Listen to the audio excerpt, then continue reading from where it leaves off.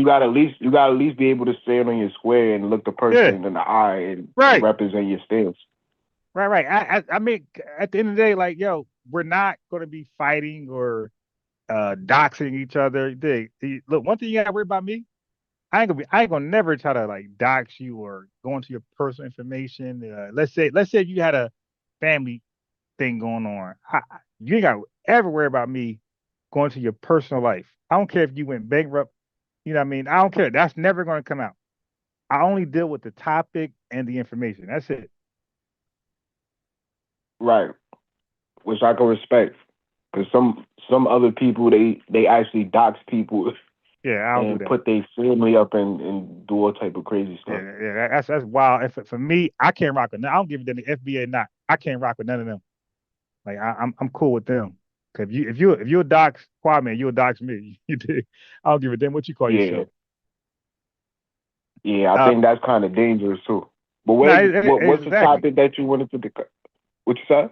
Yeah, oh no, I say exactly. I'm agreeing with you. That's very dangerous and it's immature. It's irresponsible and it's on some crazy shit. To be honest, like so. Look, just because you're FBA don't mean I rock with you. All right, let's make that very clear. If you're a psycho, pedophile, you dig all that type of stuff, I'm good. I'll pass. I'm good. Then what you call yourself? But yeah. So the topic was today. We never talked about this because it just didn't come up. But since the topic is that, I want your thoughts, your honest thoughts. Okay, so just be honest. But don't go with some narrative or whatever. So people will say, because if you're not aware, so many people, hey, it's a damn dog. Move, fool. Some people would say, hey man, okay, let me just say this. So there are a lot of African people from Africa. I can't say African, but people from Africa, right? Not a lot, but there are some people from Africa who say, hey, they got negative views on Black Americans, who we say are FBAs or ADOS, and they'll blame it on media. They'll say, hey, media, you know, propaganda, movies, really movies made us have these biased views on you. Now that's something that FBAs have never said against Africans or the Caribbean, because even folks from the Caribbean said the same shit. They said, um, I had a guy named Hassan from Trinidad, Tobago, right? And then I had Stu Peas on here. He's from Jamaica. They both was trying to say that their negative views of FBAs stem from movies they watched early in their life or in their respective countries. Okay. Do you agree with that? Me personally, coming from Jamaica, I will have to disagree, because coming from Jamaica, we always looked at places like Brooklyn and stuff. I don't know. We have a from a Jamaican standpoint, I'll have to disagree on that. Yeah. Like I said, like we watch, of course, I've been here my whole life. White supremacists had in cartoon Bugs Bunny. Every time they didn't really deal with the Caribbean. They did Africa dirty, right? So they would show in Bugs Bunny when they deal with somebody African, they show them as cannibals, bones in their nose, right? All that type of stuff. Half human, gorilla type states. And then they'll show Africa, Ethiopia. They'll show flies and starving kids. So most of our early concepts of Africa was clearly movie, right? Because we never been over there. So all we see is what they show us on media. But I gotta say this though. When we meet Africans for the first time, we don't think about what we watched on TV. Well, I can speak for myself or my friends. Like I never, okay, again. So you got to don't misconstrue. When we're joking, when we're doing our little, because we're no, that's part of our culture. The culture is flaming you. We called it cracking when I was growing up. They had different, younger generation called it different things, but we said cracking in the East Coast. So if we were cracking on you, yeah, we might. If you're African, we'll bring up some stereotypes in a cracking comedic, you know, uh, forum, but that they don't represent our personal views on a person from Africa. Just like FBAs, like they got it. If their dad was a crackhead, mom was a crackhead, we'll cook their mom and dad. You dig? If they had nothing, we'll cook that. We'll be insensitive only in the forum of cracking, joking, not in a regular serious conversation. That would be never brought up. Okay, so So can it uh, could it work on both sides, or it have to be a one-way street work on pertaining both to sides. It could work for both sides, but give me an example of the other side working. like calling Black American a Yankee or a Kata or like Okay, a wait. thug So or so so so Yankee and Akata are two different things, right? Yankee, yes, I agree with you. Yankee could be seen as we're just embellishing, we're just adding extra to it because none of us really. I'm gonna be honest, we don't get offended by being called a Yankee. I'll just be frank with you. But Akata is something yeah. different. Okay, Akata it has a negative connotative um display, for lack of better words. But Like when they from my knowledge, it's kind of used in the same way because well I wait know hold on. Nigerians. Wait, hold on. Okay, Yeah, go but ahead. you can't say that if other Nigerians and other and it's not from what I know, it's not a Nigerian term only, exclusively. Other Africans use that term, and is not only for what you just said.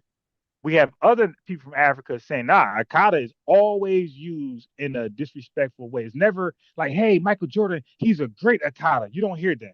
When you hear Akata, is something is directed towards a black person that's doing something bad, never good. You don't hear Jay-Z, he's a billionaire. That Akata is great. You never hear Akata in that context. It's always in a disrespectful, demeaning, this person is doing bad type of context. Right. So can the term African booty scratcher be like a term of endearment, or that's just used specifically for a negative connotation? Well, African booty scratcher, for one, so let's just clear the air. So let's assume that it's a foundational Black American term aimed at uh non FBAs. Okay, let's go with that. I got no problem. Okay, brother, Right. when that term is introduced, it's always introduced as a young elementary kid. Okay, so now don't forget, Kwame, kids, as you know, are bullies. They're insensitive. They do a lot of shit. You're a kid.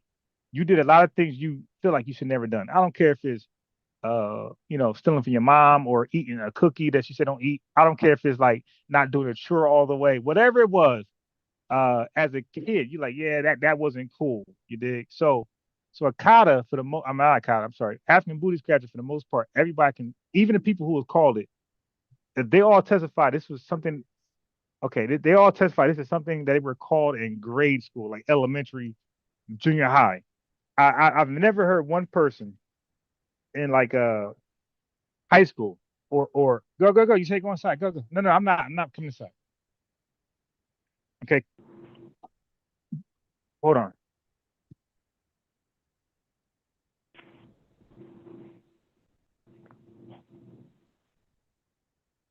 Okay, so Kwame, what I don't want you to do is make the mistake of comparing elementary kids to grown adults coming from Africa. Okay, don't do that. That'd be disingenuous. A sixth grader mind didn't develop. They don't know better from right or wrong. That's why they won't never be charged as an adult. But when adults say some shit like that's premeditated. It's what they stand on. So I don't like how Right. when certain people justify certain words, but they're comparing kids to adults. To me, that's like disingenuous. But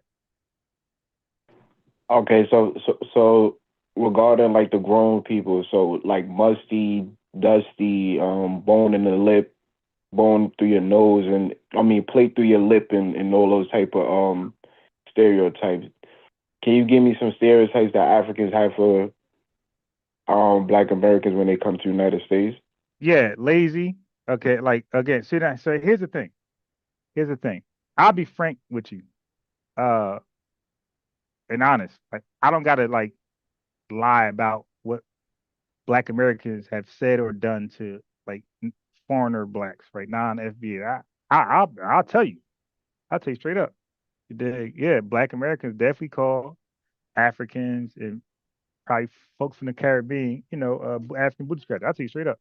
I would say they did it as Right, kids. They didn't do it as adults. So when we're like in high school, you're not doing that. You dig? That's not what you're doing in high school. And even their own testimonies, they'll tell you grade school. In grade school is like elementary. They'll tell you that's when it happened. But we don't believe Jamaicans are lazy. We don't believe Africans are lazy, right? We don't believe they're thugs and criminals, even though their countries might reflect that to a large degree. We don't believe that over here. So and that's why I say in high school until adulthood, you'll see us very close with Africans, well, really Caribbean people first and foremost, but secondly, maybe Africans, right? But New Jersey, New York, Philly, you'll see there's like really no difference between a Black American and a person from the Caribbean as far as like friendship. Like they embrace it both ways. Black Americans embrace right, them 100%. Caribbean embrace Black Americans 100%. It's like there's no separation. So I was right. thinking from that angle. Like at that angle, what is our uh okay, what is our vice for non FBAs at that level to the high school adult?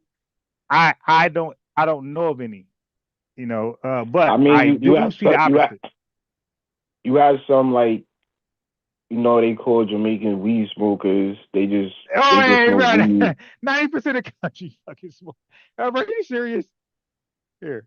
I'm saying like most Black American, they think every Jamaican is a Rasta. No, no, no, no, no, Dread. That's not what. Rasta, not Rasta, because we know what Rasta is. Rasta is like vegetarian. It's like a whole doctrine behind it. We don't believe that. Now, if anything, we might believe they might be a shots. It might be crazy because even when I was growing up, I believe Jamaicans were crazy. In my like high school adulthood, that's why we didn't bully them in high school adulthood. Maybe elementary we'll say some shit, but we were not talking like that 17, 18, 21 years old. That's why we were not doing that because these guys Right, will fight. right. Okay. Yeah. So that did not exist.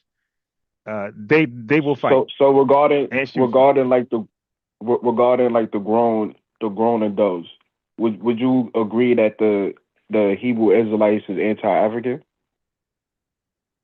Okay. The one West Israelites, yes, not all of them, because you got one West that got the extreme doctrine, white man's devil. You got other Hebrew Israelites that's not one West, and they believe all people, not just black, but white people also are included in the fold of Christ. But yeah, for the one West doctrine, yes, they are anti African. Regarding the One West, would you agree that they're the majority of the Hebrew Israelites groups, or majority No, of no, the no, Hebrew no, no. They Israelite they groups they they sprung out no, of the they One had West? no, no, no, because the one West group is new. The what's his name? God, bro, you caught me slipping. The origins of Hebrew Israelism was not one West. The origin of Hebrewism was all inclusive, like except for black folks. Like they included all black folks, and to some degree, they even included white folks. But definitely black folks from everywhere. The one West, that's 1980s. And by the way, Kwame, my opinion is that the one West Israelites are former Nation of Islam members that got kicked out for whatever reason, and they started this one West thing. That's my opinion because that hate doctrine was never there until the 80s, and when Elijah Muhammad passed away, that was 75. So a lot of those guys started to leave the Nation of Islam and go to Sunni Islam, and they went to Christianity, and they corrupted those religions. They took their racism and they practiced it in Sunni Islam and they practiced it in Christianity. And my opinion is they came up with one West doctrine, which was Islam. I'm sorry, Christianity with hatred. Right. Do you believe the lady I was just speaking on Tariq's show? Do you believe that she comes from a One West doctrine, or she probably um She didn't say the white uh, man was evil, but had she said that, I would have said yes. right, but she still believe that she's not African and they're different. Oh Like yeah, she yeah, just yeah. broke down. Oh yeah, that's one West. Once you say you're not African and you got a problem with Africa and you're like an Israelite, you're definitely one West. Right. So what about the black church also? Like we could go back from like Frederick Douglass' time when he was calling Africans savages and undeveloped and like things like that. You got a source up in that, but if that was said, which again, I'm just going on what you're saying. I don't believe he said that. Fred Douglass is very educated. I don't believe he'll call an African person a savage. Uh, I believe you might have took it out of context. He might have said a savage state. Maybe he's speaking on a particular group, maybe doing cannibalism or whatever. But I don't believe he would call a just a generic African a savage. I don't believe that. Oh yeah, I'll find the source for you in a second. Yeah, please do that. Right. So I think it kind of worked both ways, but regarding the media, What works both ways? I think like the overgeneralization of Africans or Black Americans as a whole too. Yeah, but I think it kind of worked both ways with the but media. no, it couldn't be because we were trying to fight. Well, the first Pan Africanists were trying to go to Africa. They went to Liberia, Sierra Leone, Nigeria. So no, like if you felt that way, you won't be trying to go where they're at. You dig? So they're actually trying to live amongst them. And so the whole RBG thing was an African connection thing. So that we as a collective were never anti-African. And forget Christianity teaches. We were Christians for the most part. Christianity teaches love all people. So we were never, as a collective, we were never anti anybody. That's why we tolerated racist white folks for so long. We were never anti another people collectively. Now I agree. Now I think the Nation of Islam created that lane. And by the way, I rebuke them. Okay, I don't side with that. Their doctrine is 100% anti-African. But listen, what I'm saying to you, Kwame. Yeah, I was just about to get to it because they Yeah, believe that Africans is cursed too. yeah. What they hear. But listen, what I'm trying to Even say. Farrakhan is on record that he had to Oh yeah, yeah, yeah, apologize yeah. But listen, for what I'm certain saying though. things he said. But this is what I do that y'all don't do, or Africans don't do. I rebuked that already on lives, already, bro. On live 5, 10 years ago. I said he was wilding, he was wrong. And I got pushback and I got, threats from Nation Islam members, whatever, supporters. But I'm on record saying he's wild, he's wrong, and we were clowning him for that. So now we need to see Right. that on the opposite side. Like Do we need do these do guys to Afri clown. do Africans have like a anti-Black American rhetoric regarding like the Yorubas, the Akans, or even the people from the Caribbean? Do they have like a doctrine that's Hey, bro, anti-Black most American? Africans know. Okay, so let me just nip that in the butt right now. Most Africans do not believe that. Most Africans, most Caribbeans, they love black people globally. Then you have your what we call the tether class. The tether class are the ones who are more vocal and they're trying to get over to the United States or Canada or the UK to help spew that uh that Nick Fuentes rhetoric, that scientific racism rhetoric. So most Africans feel like Ibrahim Traore. You dig? Would you agree that the people that do come up with these rhetoric, they're more in a fringe group, they're not in the majority or the consensus or what the people Nah, think? yeah, of course. They don't represent the majority, but their voice is louder than the majority because they get validity from white supremacists. Let that go. They get validity from white supremacists, and white supremacists has those big large platforms. Uh, you know, So why should you highlight the fringe group that I would say is westernized, brainwashed, with these type of rhetoric? Why do they have to be highlighted? Because most people from the Caribbeans or Africa, they don't highlight the anti. Like most Caribbeans is not thinking about Hebrew Israelites when they think about Black America. well, first of all, Caribbeans Or include. Wait. Let me correct you. Hebrew Israelites okay, include the Caribbean. All right, right. They are actually Jamaican. Nathaniel Seven, those guys. His second in command is from Jamaica, so in Haiti. So I'm very familiar with the Hebrew Israelite. I used to be part of it. I used to be like not. I was never part of a group, but I was in that ideology at one point. So the One West doctrine, they are all inclusive of the Caribbean, okay, and the Hispanics. So The Caribbean was never excluded out. They're always welcomed in. That's why they go to the Caribbean to recruit. But when they go to Africa, what happened? They got kicked out and chased out, and death threats were upon them. So the Caribbean was always inclusive to the Hebrew Israelite rhetoric. To some extent, yeah, I could agree with that. No, no, hey, bro, listen, no. They believe that. Look, let me check you. Because Judah is you're Black talking about a American. Wait. specific group. No, Not no, every no, group no, no, believe in no. the 12 tribes. Bro, one West doesn't matter. One West doctrine. Well, yeah, you got, bro. Trust me.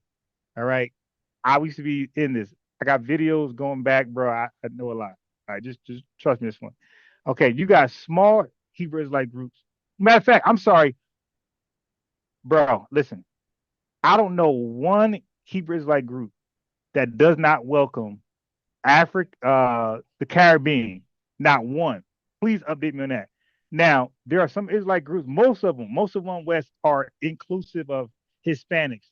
But bro, I know groups that do not include the Hispanics, but they all include the Caribbean, bro. So if you know one that excludes the Caribbean, that you would teach me something. A person who's been in this thing for 15 years, you will teach me.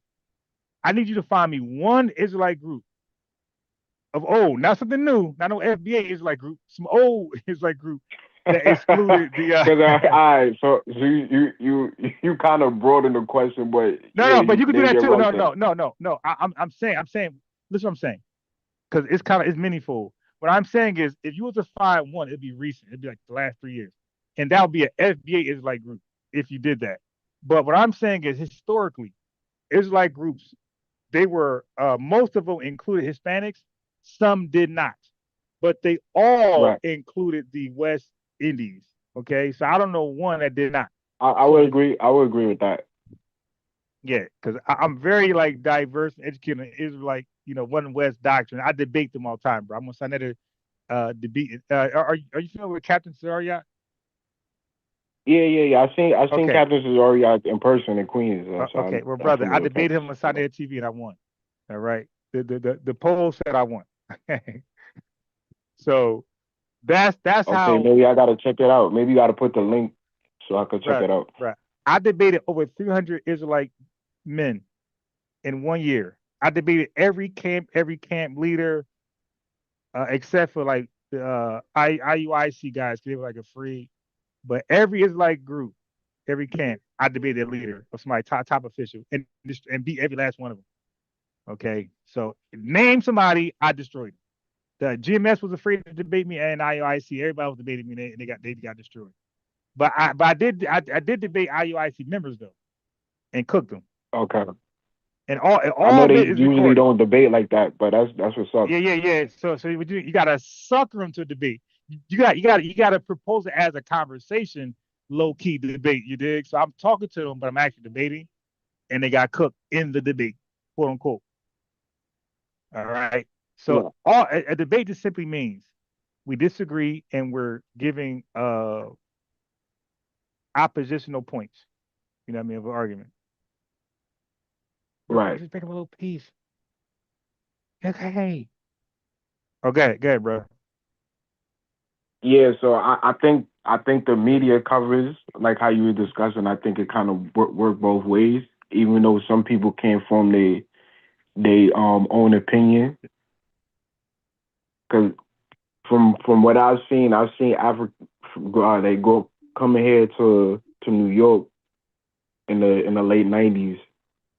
I could see how certain Africans could develop certain stereotypes because I've seen like just even the cab business. I've seen like Nigerian African cab drivers that have been robbed Yeah, and no, I don't deleted. blame none. I don't blame none of the cab drivers. By the way, when they see a black man keep going, I don't blame none of them.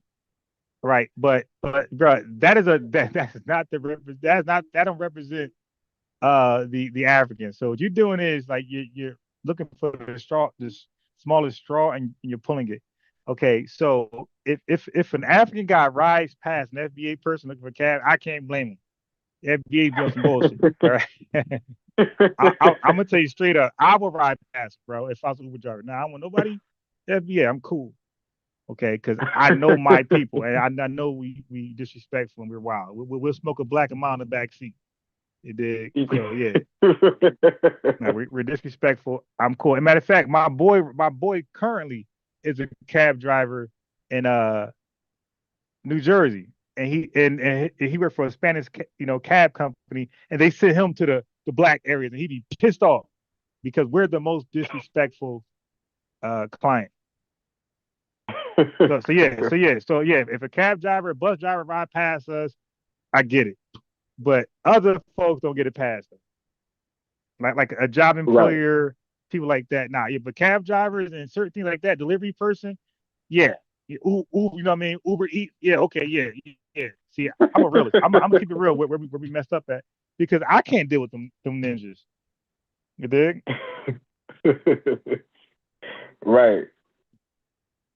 So what would be your contentions as far as Africans that come here that you think undermine Black Americans?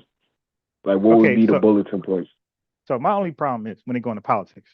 So they speak on things like reparations, right? And they say no. Okay, so that that is when like you just committed treason. It's like okay, any alliance with you is over.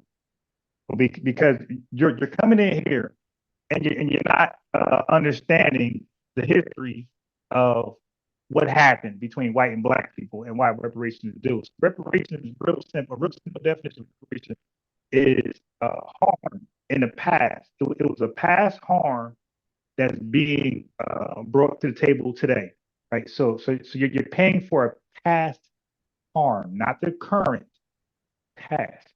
So when somebody say no reparations, Right. it's like, oh, it's like you're denying a past harm. It's like, okay, so I mean, like when it comes to white folks, like white folks, some agree. Like you got Ann Coulter, like who's a complete white supremacist, right? Racist, who admits, hey, we done. She stood 10 toes. She said we have done Black Americans wrong in the past and current, but we don't have that history with Hispanics. She said like basically what we do to y'all that y'all want to tag on things set aside for what she says Black Americans or African Americans. She said she talks to the Spanish community. Like, why are you tagging along with affirmative action and different things that we set aside for these people who are directly deprived and hurt, for these things we didn't get them? Why are you tagging along with it today? What we do to you guys? So we got to end culture. But no, And wait, no. wait, wait, wait. The last thing she said, this is the Republican position. I think that was heavy. Look at But no offense, like I can't speak for the Hispanic people because I don't. Those are not my people. Like I don't see no Africans in California or Caribbeans um protesting reparations in California, those or those type of places that I think you're drawn from, like the Mexican community or the Hispanic community as a whole in California that's pushing against reparation. And would you say the Black Caucus is a FBA no, no, no. That organization? no, hell no. That thing right now got nothing but black foreigners running that thing. No sir, no The sir. Black Caucus in Yeah, California. yeah. Got a bunch of black foreigners in there. So no, I do not see that as a FBA ran organization. No sir. So who are these Africans? That's the head of board or the head leaders of the Black Caucus. That's Caribbean or African.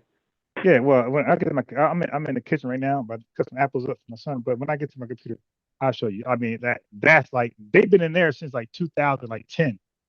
They've been in it for a long while. Like yeah, that thing is not a FBA ran exclusively. No sir, no sir. People are power in there, and see, and that's the thing, Kwame. Like at one point, like we believe black was black, like black, black Jamaican, black African, black Nigerian, black American, black is black. Okay, at one point we believe that until we start to see like what they stood on. Like they didn't stand on things we like injustice because white racism. because there's no white racism in their country. Like they deal with their own people. So if they got scammed, it was from a black insurance move. If they got harassed from a black officer, if they got deprived, it's from a black politician. It was black, black, black, black, black. So when they come over here, they can't relate to white people doing something wrong. And we can't relate to them with black folks doing something wrong. So it's like a disconnection. So they can't speak for us, we can't Yeah, speak for I them. kind of agree. I kind of agree with that. I kind of agree with that. Yes, it's a disconnection. We can't. So that's why we have like concerns about Africa. We like, why this, why that? Because we can't fathom black people doing you wrong like that. So Right. we can't go to Africa speaking on like the government. You dig? That's black, that's corrupt. We only know about white corrupt governments. So we'll end up blaming the citizens. Like, hey man, your government is okay. You dig? Like we won't relate to that. Um, Donnie, I'm not against reparations for Black Americans. I don't know where have you got that from me talking. I never been against Black Americans getting reparations in America. So I don't know why would you ask, am I against reparation? So look, so let me ask you this though. That's the topic.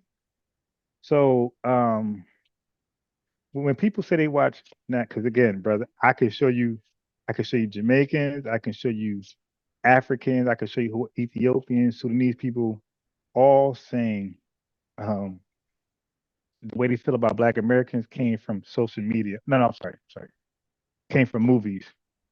So how do you? Okay, do you think they're capping, or do you believe there's something to that? Uh, Speaking for myself, I never got no negative connotations, or my people or my family. They never had nothing negative to say about Black Americans regarding any movies or Not you. even news. The claim that's being made. Like, can you? You can like come up with a way to explain it for them. Like, because listen, bro, a lot is not two, three. A lot of folks from Africa and the Caribbean is saying movies, bro. If you didn't call in after TARIQ NASHEED video, I was gonna play my conversation with Hassan Trinidadian and Sufi Jamaica. I mean Jamaican, both blaming movies on why they look at black folks as like savages. I mean, they could probably draw that conclusion based on certain movies that's probably documented as a culture, like how you got Like put up what? Menace to Society, Boys in the Hood, Now Baby Boy. before you go further, because I put those up there. Before you go further, wouldn't you think Right. they're like, wouldn't you think they're educated enough to know a movie is fake, fantasy, is actors? Yeah, of course. But Okay, it still reflect reality or a certain culture that well, no, exists. okay. So now watch this. So when I looked up negative movies for like in America, black folks, and I looked up positive movies because when I did Like, this research, wait, can I make one more point? okay, okay, Like for instance, like people could draw their conclusion on Jamaica based on shatas or belly, or they could think every Jamaican is ox, or they could think, you feel me, those type of or connotations. So African booty scratchers, right? Based okay, but go ahead, keep on. yeah, they could base their, like Black Americans, they could base their conclusion based on what they see, like feed donate 5 cents a day to help feed this hungry Ethiopian, or The Posse you know Clan. the parasite belly, or yeah, or the Okay, Jamaican shower posse or things like that. okay. So brother, so here's the contradiction. I want you to listen. So if it can go both ways, then why do they complain about being called an African booty scratcher? Uh, they could probably feel like it's um that you're generalizing Wait. Hey, a Kwame, but whole both, wait, hold community. on. But now you're going backwards. You just said both of us generalize on each other about movies. Okay. Right. Okay, cool.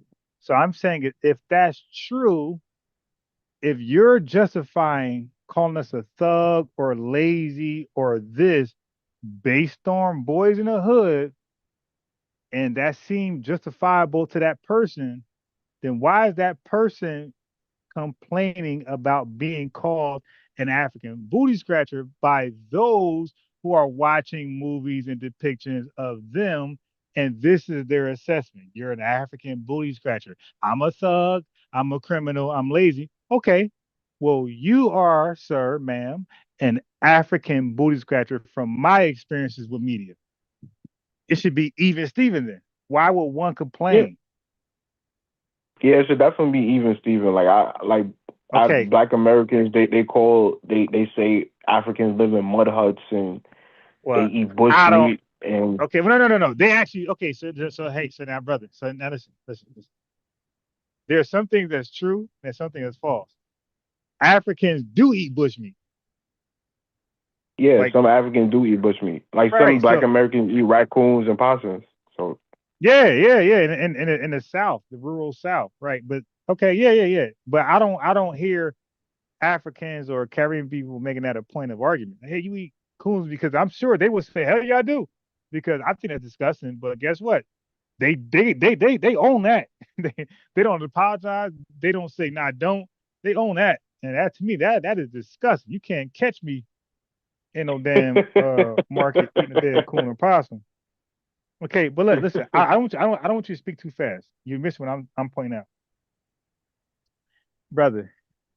If we are to accept foundational Black Americans, American descendants of slaves, are we to accept if we are to accept other Black people call us thugs and lazy based upon movies? Then the same people come over here, they need to accept that they are African booty scratchers and stop acting like they're so traumatized by those words. Because if we are to accept thugs and lazy people, they should accept African booty scratchers. yeah, That's the that's even fair. Steven part. That's a fair Right, statement. right. Because none of us are saying we're traumatized by an a black person from the continent of Africa or the Caribbean from calling us lazy or thug. But we have a lot of black brothers and sisters from the continent and the diaspora who are claiming to be traumatized by being called an African booty scratcher, not by an adult, by a kid. But that's another thing, Kwame. It goes back to that. Why are we comparing adults to kids? Like that's something the white supremacists do. Hey man, you did this. Yeah, but I was 10 years old. But you did it when you was 35. It's like you're fully mature. You're fully cognitive and educated and experienced in life that you knew that was wrong. But I was 10. I didn't know that was wrong. I did I fucking hey yo, do you know, bro? I used to fight ants at like 7, 8 years old. And sometimes I squeeze them too hard. And you know what I do next? I lick my damn fingers. That ant was sour as hell, bro. But I'm 8 years. I would have to as an adult, hell no. But at 7, 8, 9, 10, I'm fighting ants. I'm licking my fingers. I taste what ants taste like. It's sour as hell. So I'm saying like it's a super reach for anybody to compare the actions of an adult to a damn elementary kid, bro. If an elementary kid shot you right now dead, bro, you'll be dead. And that kid will be detained for in detention for 2, 3 years and free before you know it to live their life. Right. So I think Or possibly juvenile life, like 7 years or right, something. yeah, exactly. So we see that as an issue, and you should too. It's like, yo, we can't compare a kid's action because I've never experienced somebody from the diaspora or the continent of Africa saying a high schooler or a grown adult called them an African booty scratch. I've never experienced anybody saying that as a 16, 40, So 15 year would old. you say the more grown talking points would be like musty, you live in a mud hut, Yeah, but that um would be but okay. So now let's be clear and let's be real. transparent. Right. When you hear that, that be on the scenery, that be on the scene of back and forth. So the Africans saying something about us, we're saying something about them. Right. So because you only hear that from Tariq Nasheed spaces. You don't hear that from like Yvette Carnell, or more serious. Like, let's be real. Let's just be real. Like, You don't hear that from Yvette Carnell. nah, the musty thing, the hell no. Right. Again, all you gotta do is put the link. I let me know. I'll give you a wrench. Put the link in the chat. I know for a fact she didn't say that, because don't forget, her and Tariq, that she does not agree with each other, and she sees him as petty, and he sees her as something. But her thing against Tariq is that he stoops to that level, and she never will. Her and Tone talk. So that's why I know for a fact she's never done that, because she is saying this is Man, how I hear we're Yvette all the separate. time talk about Pan-Africanism is dead, and Okay, now she look, has like similar hold on. talking points. Hey, bro, you got to stick to one thing. You're running now. Where you went from like joking remarks that can be offensive. I'm not denying that. Musty, like those are offensive remarks, right? And then you're going into Pan-Africanism is dead, right? Okay, we could go back to the You jokes, can't and do then that. we'll. Yeah, Okay. but we get to be done with it. But I'm just saying, Yvette Carnell and Dr. Clark Anderson, more serious people do not do the musty thing. That's normally, and nobody in the chat can deny, that is normally from TARIQ NASHEED led spaces. You're not gonna find that in spaces that's not led by him. You're gonna not, like I said, Dr. Clark Anderson, um, Yvette Carnell Tone Talks. You're not gonna hear the musty tether thing. She don't even use those words, bro. So that's not gonna happen, bro. So now, like I said, let's Okay. be honest. Forget about transparent. Let's be honest. Have an honest discussion. And again, like that is what she highlights when she disagrees with Tariq. She says he's petty, immature because he does that. So she expresses her disagreement with that type of approach. Right. But okay, so now fast forward into Pan African. Now look, Pan African is now, so now you're talking about something that's more opinionated. Like you could talk about democracy, you could talk about communism, you could talk about theocracy, you could talk about capitalism, socialism, communism. Like those are opinionated talking points. If you're pro it or anti, it doesn't make you a bad person. So for her to say that she's anti Pan African, like she's against that Yeah, you're right. ideology. She got a right. Doesn't She make got her a right bad. to her Yeah, opinion. Yeah, doesn't make she her got a right to her bad. opinion. He disagrees. And a person that agrees with it isn't bad either. Okay, I'm trying to. You're right. Somebody called in. How the hell? I'm outside. I can't see the sun out here, bro. Okay, I hope this Oh is. man, the sun is down in New York right now. Oh yeah, nah, yeah, y'all weather is trash. I'll tell you right now. Yeah. Oh shit, is that IBM, man? I hope you ain't coming in to derail the conversation. Hello? IBM caller, is your name Hello? IBM? Okay, my fault. I thought you was No. I thought you were IBM. My fault. What's your name? Cat 504. Okay, case of Cat 504. Okay, yeah, my bad. Yes, Yes. yeah. I'm sorry, man. I'm a first time caller. Okay. All right, but I Respect. listen to your show all the time. So this one we're gonna have more live and more activities on this channel, right? If I heard you right. Okay. Yeah. But anyway, look, I'm from New Orleans, man. I'm from New Orleans, Louisiana, man. And I had to laugh at when they was talking about African Buddhist culture and the foods that they eating. We don't have no room to talk down here, especially in Right. Louisiana, rural Louisiana, Mississippi, and stuff like that. They still do that, man. Eat raccoons. If they hit one on the street, they'll take it home and gut it. Right. They still eat alligator. That's nothing changed. Crawfish comes out of the comes out of the canal and stuff like that, in certain areas, and then they grow it and stuff like that. So we eat some questionable foods down here. So we have no room to talk. We don't even try. Right. So now let me ask you this. Okay, 504. Have you Yeah. ever heard, just be honest, have you ever heard or said the word African booty scratcher to somebody that's black? I was called an African booty scratcher. By Right? who? And I'm gonna tell you, no, by a black person. Listen, Okay. down here in New Orleans, you got both sides of your black people, right? I'm a dog fella, right? Okay. And you also have dog fellas my color, and like I'm Western Stripes dog, but they Native American, right? We had to so and they mix, right? So like growing up, they'll come. Well, I got descendants from slavery, right? So my people come from the cotton fields and stuff like that. Right. They would take pride in, look, my people's never enslaved, right? So and that's their thing, So He said, the one dude, and it was just a joking thing, we were just ribbing each other and stuff like that. So I didn't pull that out. But I never got too offended by it. See, we play the dozens all the time in the United States. Yeah, they got way worse stuff than that to be called. Like, I don't know why they got so offended by that one, but that's only a small drop.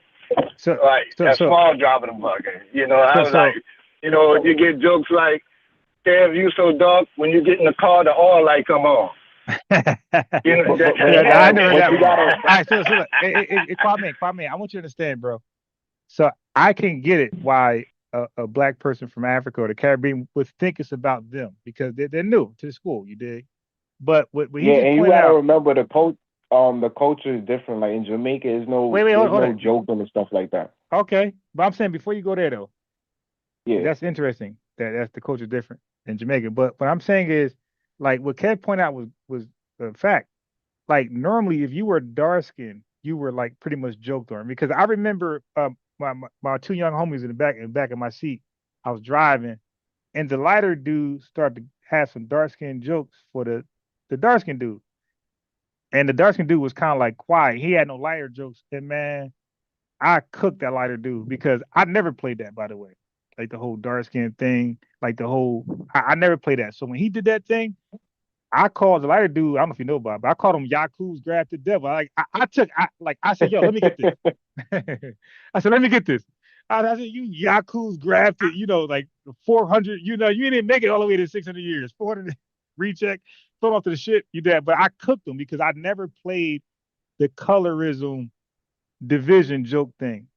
Especially dark skin. Like I always was protective of because I understood white supremacy had the dark jokes and the lighter blacks would coon and repeat those talking points. So I always was like a defensive unit to some degree on different talking points.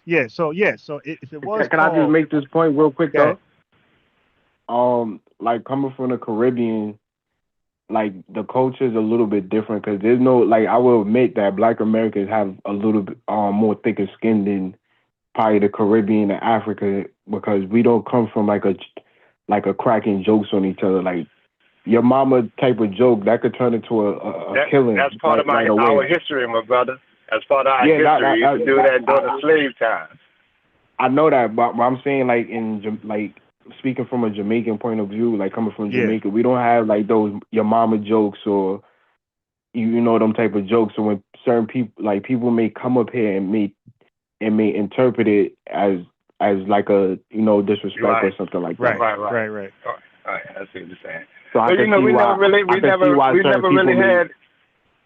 we never really had issues with Jamaicans at all, or Caribbean people, throughout our history. As far as I know, I'm in my 50s, so we never had that issue, anything. That was just, when someone said they was Jamaican, we respect it. We respect the culture of where you come from. And that's never been an issue with us, so I get that part, but a lot of people don't. When it comes to African and things like that, they come with a entirely different mindset.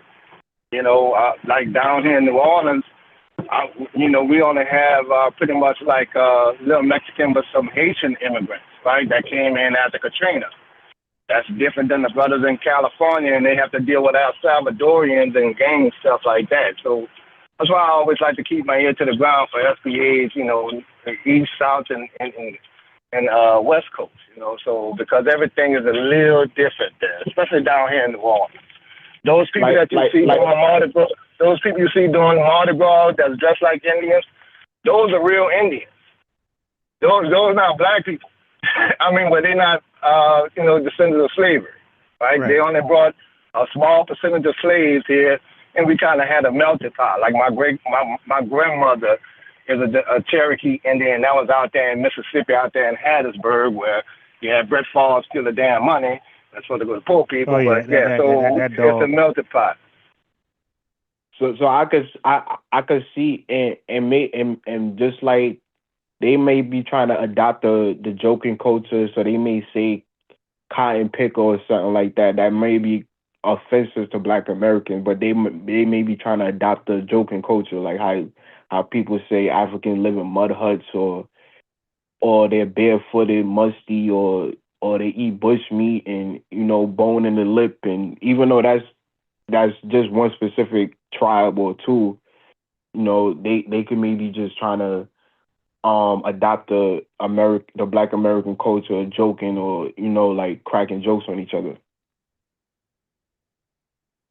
Yeah, I If you understand, understand what but I'm trying to say. normally, no, yeah, I get what you're saying. I get what like a Jamaican thing, but normally with anything else, it's usually you got to kind of mess with us on some kind of stuff for us to respond to you like that, and we'll go, put you in your place like that because you get some shady stuff. But I ain't never hear there's no issues with Jamaicans to me ever. Right. Well, Yeah. right. We don't have many Latino. It's okay. We don't have many Latinos or anything like that down here, so we was always good. And from that goes from Louisiana, Arkansas, all the way to the Carolinas. Yes. So, hey, Kwame, what you got to understand, bro, that we don't have, and I'm a word like this, we don't have a white supremacist ideology on y'all, like how some of y'all doing us. Because if you call us thugs and lazy, that is clearly from white supremacist propaganda machines. That ain't from no experience you ever had with us, or anybody from the continent had with us. Like that is clearly from white supremacist propaganda machines. To say we're lazy and thugs, yeah. So that's the difference. So like what Kevin's trying to say. So would you say Tupac? Would you say Tupac is a global icon? Wait. Hold on. But so is Bob Marley. Right. Hey, Kev, look. I'm saying we're saying collective, right? So now don't forget a thug, an actual thug. It was created, right? Because white folks literally had zoning laws where they would not allow us to live in better societies, better homes, right? They banned us from doing better. So you had wealthy black folks pretty much marginalized in the ghetto, living amongst the worst in the neighborhood because they wouldn't let us spread, our wealth and live somewhere amongst them. So they said, no, we over here. No matter how much you make, you stay with. So if there was a Jay-Z in the 1910s, bro, he'll be living somewhere near the projects. Or Floyd Mayweather, they wouldn't allow him to live outside of that ratchet, impoverished environment. So thugs and poverty was literally orchestrated, handcrafted by white supremacists. And then you watch Soul City, you see Soul City was a planned city by the government. Richard Nixon had fundings for a black city to be planned and be prosperous, emulating Black Wall Street. And then what they do, white conservatives immediately start to attack it and say, hey, that's a separatist society. They're no better than Nation of Islam, and they put bad press on this planned program. This is one of 13. The other 12 are white. And they are still up to this day. But the bad press came on to us for no reason. And Richard Nixon Can I ask you a question? Wait, hold on. Before you do that, for folks who don't know, right. Richard Nixon administration backed this planned city for whites and blacks to create a suburban lifestyle. So they had one city preserved for black suburbans. And then Richard Nixon was peer pressured by conservative media to defund it.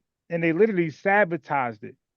So again, just stripping us from wealth or any type of Head Start or rehabilitation affirmative action, they stripped us from it and they started us back from zero again. They took all the money out and put us back in ground zero again, while the other 12 cities, Kev, were white funded by this government administration, and they also suburban right now. So all the white you preach to the choir with successful. Me with that. Right, so all the white cities. My grandfather was a farmer in Mississippi, right? And since the early 70s, right after MLK, and shortly after that had moved on, passed, and everything, we lost 97% of our black farmers. Damn. Even to the point, even when they had the soybean scandal, the issue with China before, where they was going to have to subsidize the soybean seeds, right? Well, the blacks got bad soybean seeds. They was never able to go to market, and they've been doing that forever. And see, we can deep and sussing us out. That's how they took our land. When when the people that ran the land and farmed the land, the family, they didn't know how to read. You knock off the mother and father, and then the bank help you take over the land. So we've been losing our farmers. Right, and Kwame don't know that. 97%. Yes, 97%. So and see this is the thing. We don't have the ability to feed ourselves with our farmers. And that was the whole Ron, can I ask you a question? Yes, sir. Would you say that John Singleton or the Hughes brothers or Tupac are white supremacists? No, I wouldn't say that. No, not at all. But why would you think that? Because those would be like the movies that I would say the Africans would probably get their stereotype from, the Boys in the Hood, Medicine Society, Baby Boy. That's directed by black. See, we know that's entertainment. Yeah, we know Belly was entertainment. We know all that other stuff was entertainment. We also know the good entertainment too, like the Cosby Show and A Different World with black kids going to college that boost a lot of our kids to go to college. So we had different strokes, things like that. We understood that they changing the game now.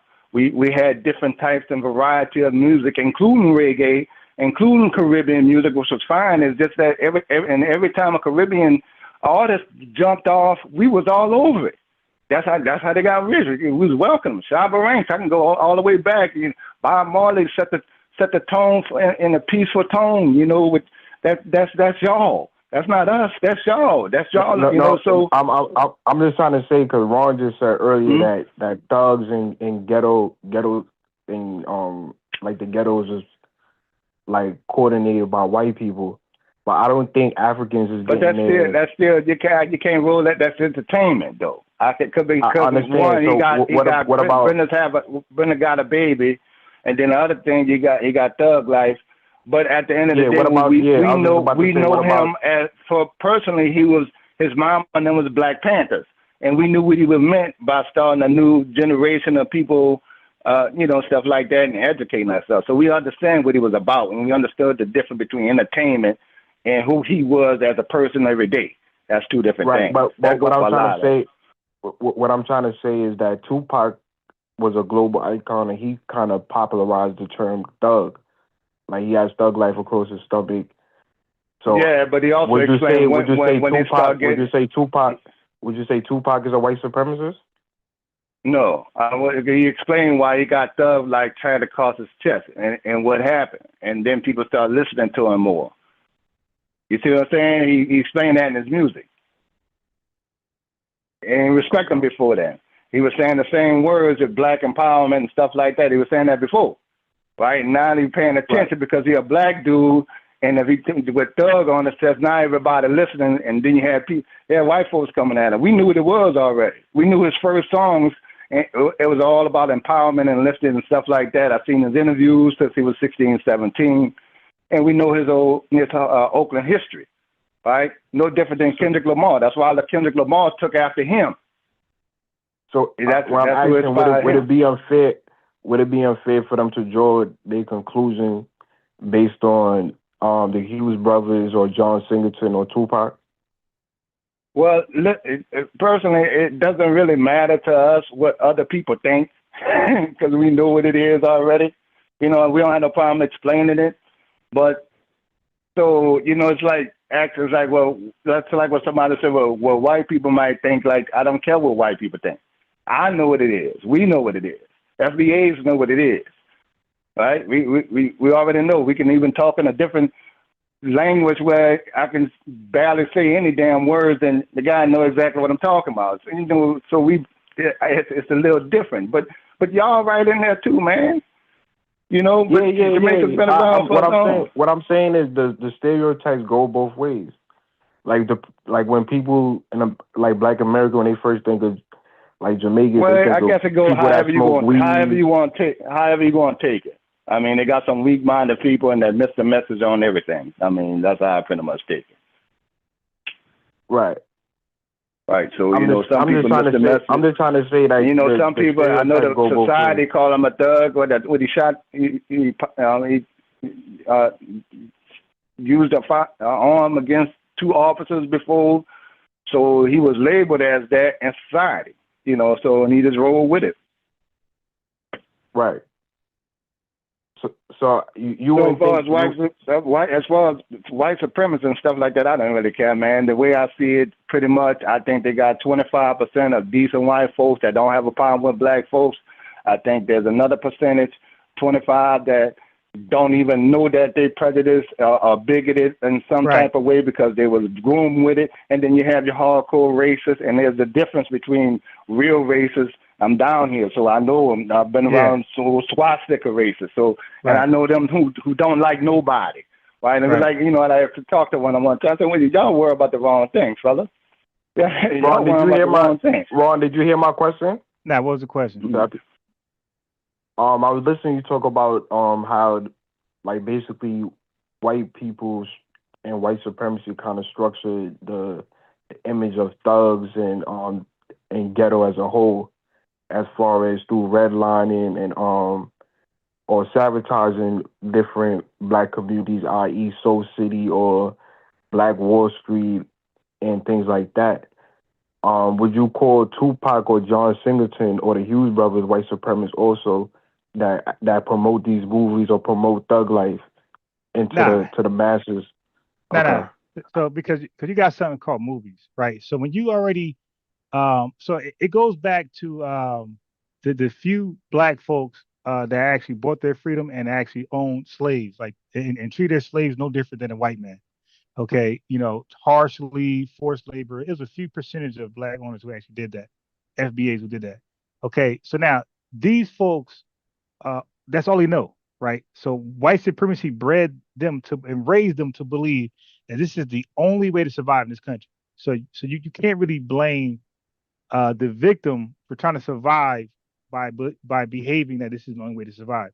So with the John Singletons and the Tupac, well, Tupac is a bad analogy because Tupac had two sides of him, right? He had a thug side, he had the black woman's loss type side to him. So dear mama, so he'll be the Brennan got a baby. He'll be the wrong example to use, more like maybe like a 50 Cent type of guy will be more fitting. But again, like, I can't blame a victim. They call it Stockholm syndrome. If you kidnap a white woman and keep her for a couple months and then she wanted to rob banks with you, white folks call that Stockholm syndrome. So they don't blame the victim for taking on the behavior of the victimizer. So for the John Singleton to take on what the victimizer has been doing to us and basically prepared us to receive that type of abuse, because those movies were based on abuse, like black abuse, to even have an audience for black people, meaning that we were not in our right mind state. So he was wrong, and but I would be a little lenient on him because I understand the conditions that he was under to make a movie. Now, so you can't blame him for promoting the stereotypes? Well, like I say, he's a victim of the stereotypes.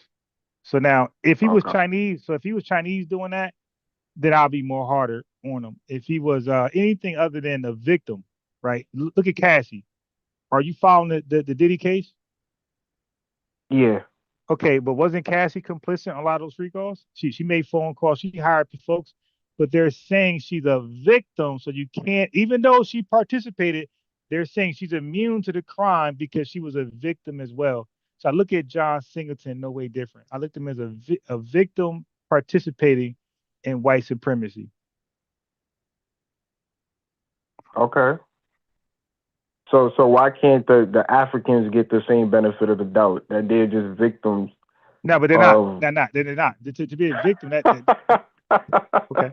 So if you ask a question, you got to be ready for the answer. Pardon me for the laughter, but explain why. Okay, because Africans and Jamaicans were not here under Jim Crow laws, black codes, and they were not here doing serving a slave bid, and they were not here under the peonage system. They were not in the steel mills. They were not in the coal mines. They were not running to the north and the west during the Great Migration period because of white heinous, violence.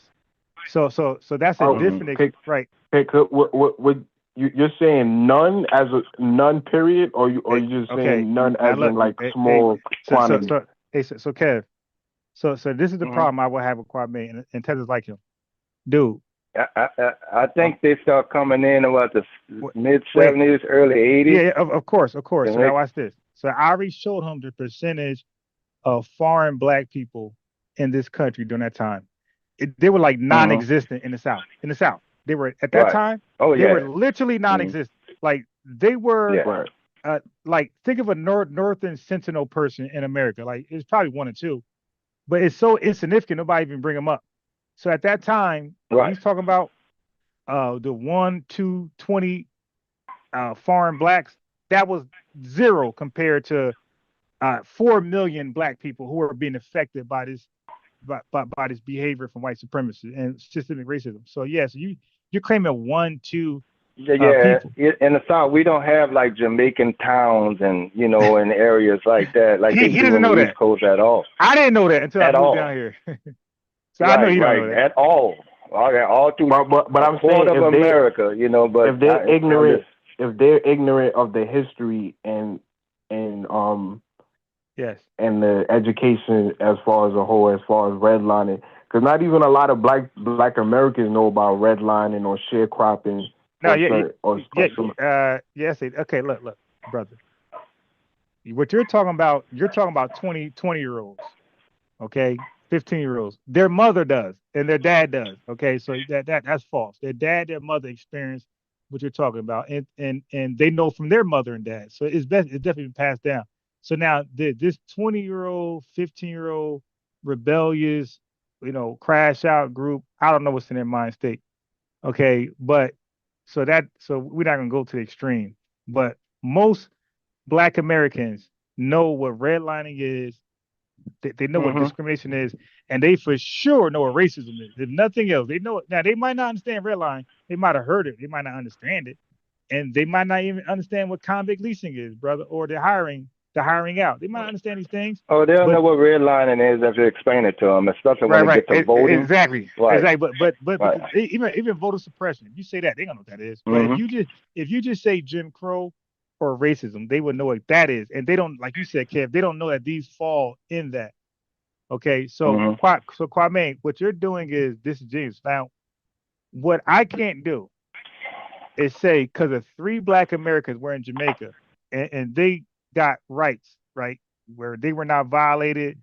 They had a good life in Jamaica. I can't say Jamaicans are now capping of a bad government or politics. I can't just say, nah, it's all good because these three Black Americans. No, no, that's not how that works, bro. We're talking about the masses, the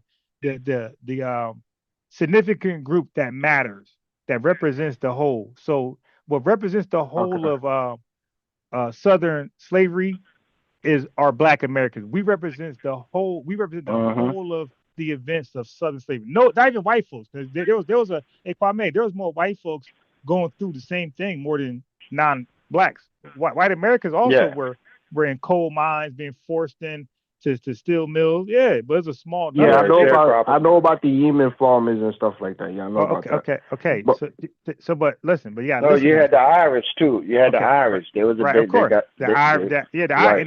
the Irish would never sit here and act like, well, they're not a historian, will ever act like they experience what we experience because they are experiencing what they're experiencing because of us. Don't forget, like the Mhm. so stereotypes against darker people started with us. When the Irish got here, it was already lit, right? So they're like, hey, who are you?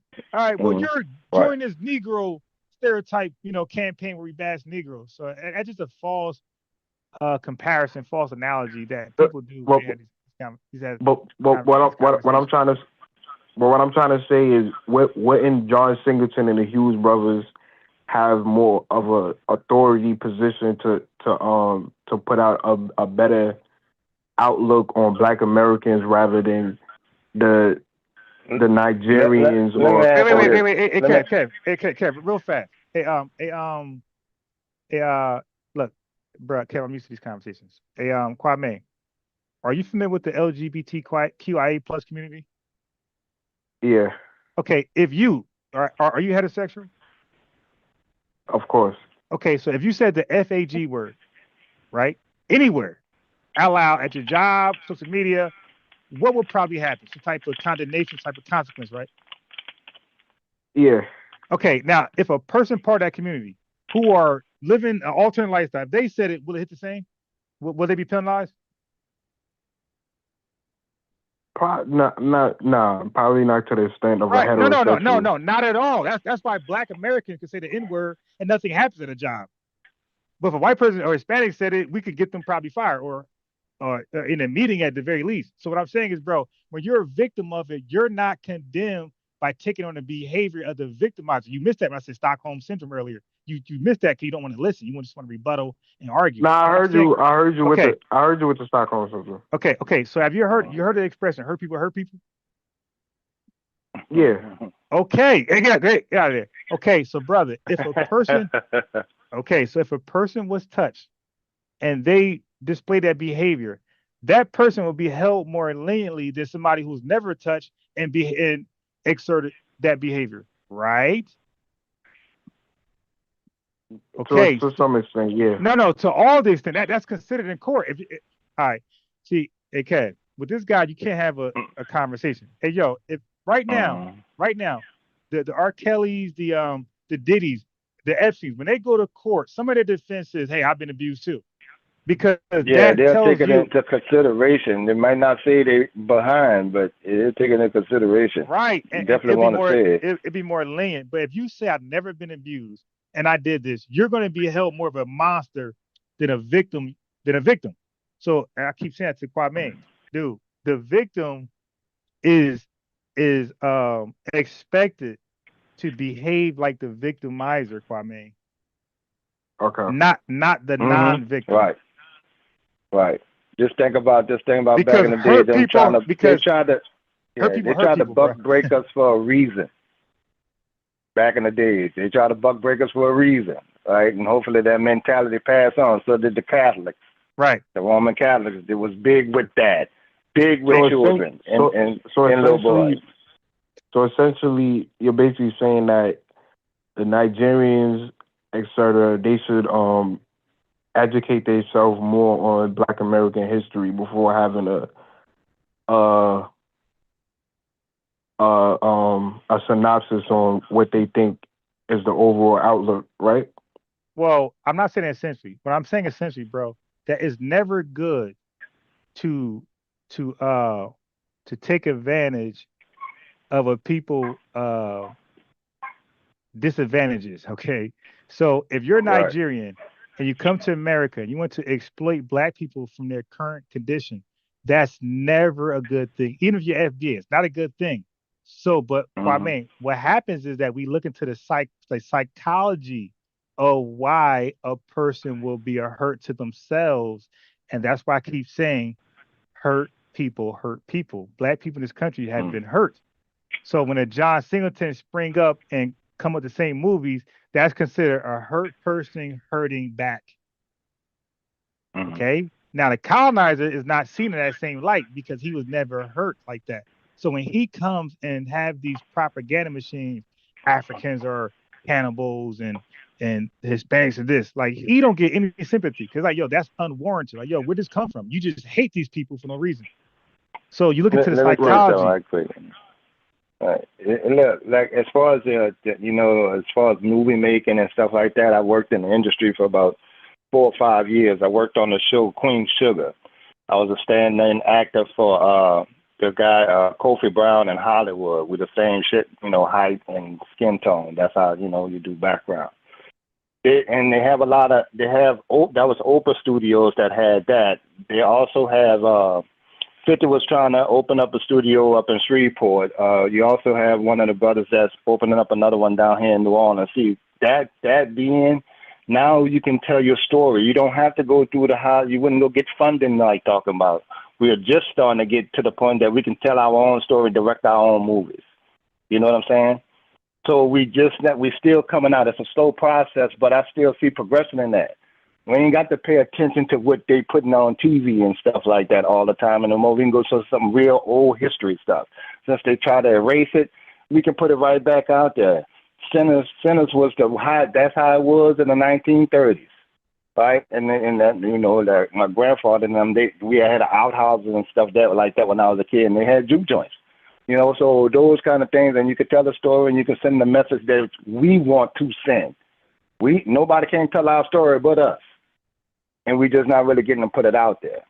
So, you know, we can go to, you know, Tupac and the other guy and stuff like that. Those are just my one or two little spots on the bigger spectrum, and we starting to move forward on that, right? Because as soon as we get out, the FBAs start putting their thing out, everybody gravitate to us, right? So if we could put our own thing out, and we go, because my biggest fear is our kids don't know our history well enough yet.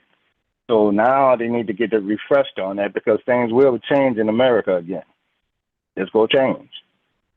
And Trump kind of announced that when he got in, and we knew what that meant. We knew exactly what he meant when he was talking about immigration. You're like, okay, well, Trump, you know, them white folks go send all of y'all. So, and I got a friend of mine. He's Jamaican, and he did a year, and I think he did like 6 months for, you know, got caught with some of his medication. And that was like 11 years ago. But his name on paper, you know what I'm saying? He can't, like, you know, like, well, you know, just stack your money up, man. You know, they got to prepare for that, because we know what's going to happen. We knew that already. Now they bringing in South Africans and stuff like that, and we keeping a close eye on Trump too. And it ain't like we just for him like that, you know. But I'm damn sure against the illegal immigration. That's messing it up for all of y'all, everybody else. We ain't had no issues until the Democrats tried to flood the damn market. So we got to pull back, you know, to our own, and, you know, y'all been around for a minute, so hopefully everybody good on this end, and let him deal with the illegal immigrants, because they ain't gonna stop doing it. This is only the first few months. This got to go on for years. It's gonna go on through this whole thing. They want, what is it, 20 million? They want all of them out. The ones with expired visas, they want them out. Anybody protesting against the small curly haired people and stuff like that with Palestinians, they're gonna put you out. They don't care about that. You don't, all that other stuff. El Salvadorians and stuff like that. MS-13, he declared war, a state of emergency. That gives him like a lot of power. That's almost like wartime. Got the troops on the border. So that's why I tell you, one, you shouldn't travel at all if you're not from here. Definitely that. But we knew that all that was gonna happen, so we kind of sitting back and watching everything unfold. You know, my only issue is, like, he's messing with the Smithsonian. Now we can't mess with our history. That's when we got a problem. But one thing is, I've seen an interview. I forgot the other guy's name, but they interviewed Ice Cube recently, and his plan for Black America with Dr. Claude Anderson and Liv Cornell West and some of the top. I want to see what they're gonna do with that. You remember that the Republicans picked that up. The Democrats refused to even look at it. And so I want to see what come out of that, because all we need is reparations, a crime. What did the Republicans? Sorry to break. Interrupt. What did the Republicans pick up? They interviewing Ice Cube and the plan for Black America, right? Which Ice Cube presented to both the Democrats and the Republicans a while ago. Yeah, I know you remember that, brother. Remember they had a big old deal about that. But the Republicans took it and read it the last administration when they was in there. The Democrats never took it when Biden was getting there, and they completely ignored it. So now they're doing more interviews with, you know, Black Americans now, because we got to present what we looking for. We're not getting nothing on this end. We're getting a whole lot of votes and nothing. DEI don't help us. All that kind of foolishness there. So that's why we're moving away from that. And I started moving away from that after Obama, when we ain't getting nothing done. And when you tell us, when you sit up there and say, what are you going, I ain't going to do nothing for Black people, specifically for Black people, no, that's all I need to hear. But you think all this protesting, marching, and beatings and all that kind of stuff since the King days and X days and Panther days was for? It's the same thing. They just changed the narrative. We're still asking for the same couple of things. Reparations, equality, and pretty much leave us alone. And we good. But American society don't want to do that.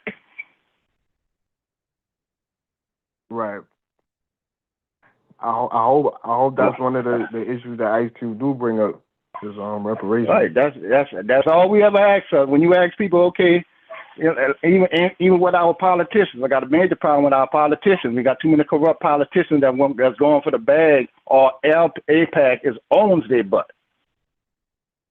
We got New Orleans. I lived in an 80% black city. We don't have no black businesses. We only have one now on the money-making areas in New Orleans with 80% black folks. Same thing in some of these dang gone cities, and they're going to crash out for the immigrants. That's crazy. I think we need to push to get more governors so we don't have situations like in Mississippi where the governor they've been with $77 million and none of them went to the people it was supposed to go to. They've been doing that for generations and decades. The government money never got to the poor people or the people by the numbers and stuff like that. Those are the things that FBAs still got to fight with. I don't give a damn what a Nigerian think. If they, good for them. If they got a better education, when you go, we don't care about that. We're on another mission. We still got little dudes getting shot and hung. Right. So, and I'd be damned that this little black dude in Texas that stabbed the white boy, he better not go to jail. I'll come out there for that. Because we had Martin, and that was right here in New Orleans. A guy bumped into an NFL player, I think his last name was Martin. He played for the Jets. You can Google it and stuff like that. And he got out and went to the car. The white dude shot him and won a self-defense case. And the South is different. We can carry ours in our car on the seat. That's not an issue. Same thing, they had situation, in Florida. The guy went in the store, white guy goes cussing out and fussing at his old lady because the way they was parked. He came out, pushed the white guy shot him. And won that self-defense case. This boy bet not go there if these two big 6'4", big-ass white boys wind up handling him or sneaking him after he told him leave him alone. Okay, well, damn. You ain't want to fight? You ain't want to get into that? You can't win that? That's fear. So you got a lot of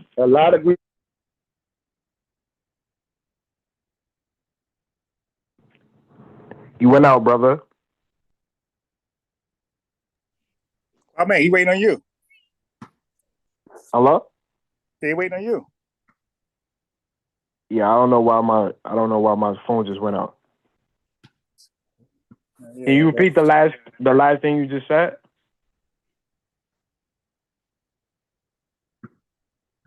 Hello? Yeah, no, he went out. He went out. Okay. So I don't think we really disagree on much about as pertaining to, I would say, the propaganda or the media coverage. Maybe both sides need to educate themselves on both culture and know it's not. It's okay, Kwame. I mean, it's not rocket science, bro. If I was to move to, let's say, how Burkina Faso looking for help. If I was to move there, bro, what I wouldn't do is talk about the coups that came by. Like their cool culture. Like, yo, these coups, that's wild. Y'all keep taking over. That's why, hey, this would be saying what they got at Kwame. Like for you to act like we don't have no legitimate argument, no real complaint is like beyond us. So we're listening in like disbelief. Okay, so look, had we come over to Burkina Faso to help security, to help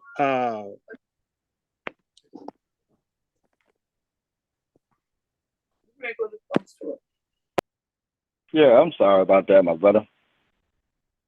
Yeah, nah, you good, King. Yeah, Ron, you had went out. I ain't hear you last time. So, Kev, let me say this final thing.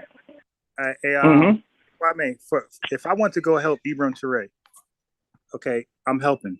Now, obviously, I did nothing to. I'm no reason why the country is rebuilding. I'm no reason why they got security team. I'm no reason why nothing. I'm just there as a visitor, seeking an opportunity, right, to be great. Like kind of how a lot of black folks come over here as non-FBA. Just an opportunity, right? But they did nothing to create the opportunity. They came over here as a guest, no problem. Now, what I'm not going to do is start criticizing their past governments, their past leaders. I'm definitely not going to regurgitate the propaganda the French said about them.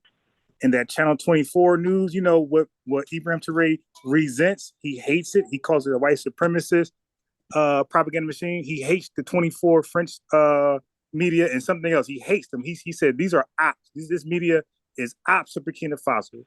They paint us a bad image. They represent us and misrepresent us in the worst way. Okay, so now if I went over there and started to make movies similar to the French, or if I seen a Burkina Bay disrespecting Burkina Bays, right? That's not a pass. Oh, Burkina Bay's doing it, so let me come do it. That's disrespectful. I'm not Burkina Bay, so they're not going to tolerate me the same way they tolerate their own, because they kind of understand the psychology of their own doing it, because they're probably defeated, traumatized, all types of stuff going on. Stockholm syndrome, a lot of things why this Burkina Bay person is borrowing talking points of the French. But for me to come from America over there and borrow talking points of the French and exploit the Burkina Bay, no different from this weirdo, John Singleton Burkina Bay, that's not justified. There's no excuse. That's horrible. What I'm going to come over there and do is represent myself as a foundation Black American, and I'm going to represent excellence. I'm not going to exploit no Burkina Bay.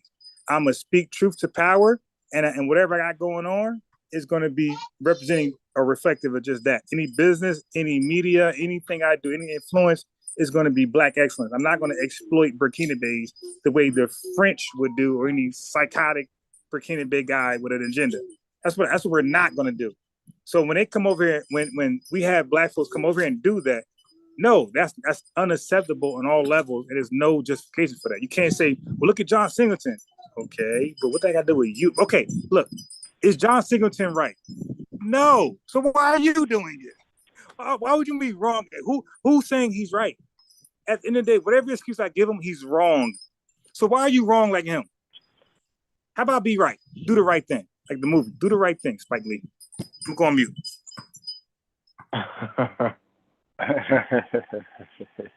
I mean, you got a point, but it kind of worked both ways when people had never been to Nigeria or these type of places, and they say, oh, yeah, they live in mud huts and things like that. So we don't speak about Nigeria too much. Yeah, I can't let you do that, bro. We don't. Well, foundation Black Americans, we don't say again, bro. You're talking about a space where these guys are retaliating.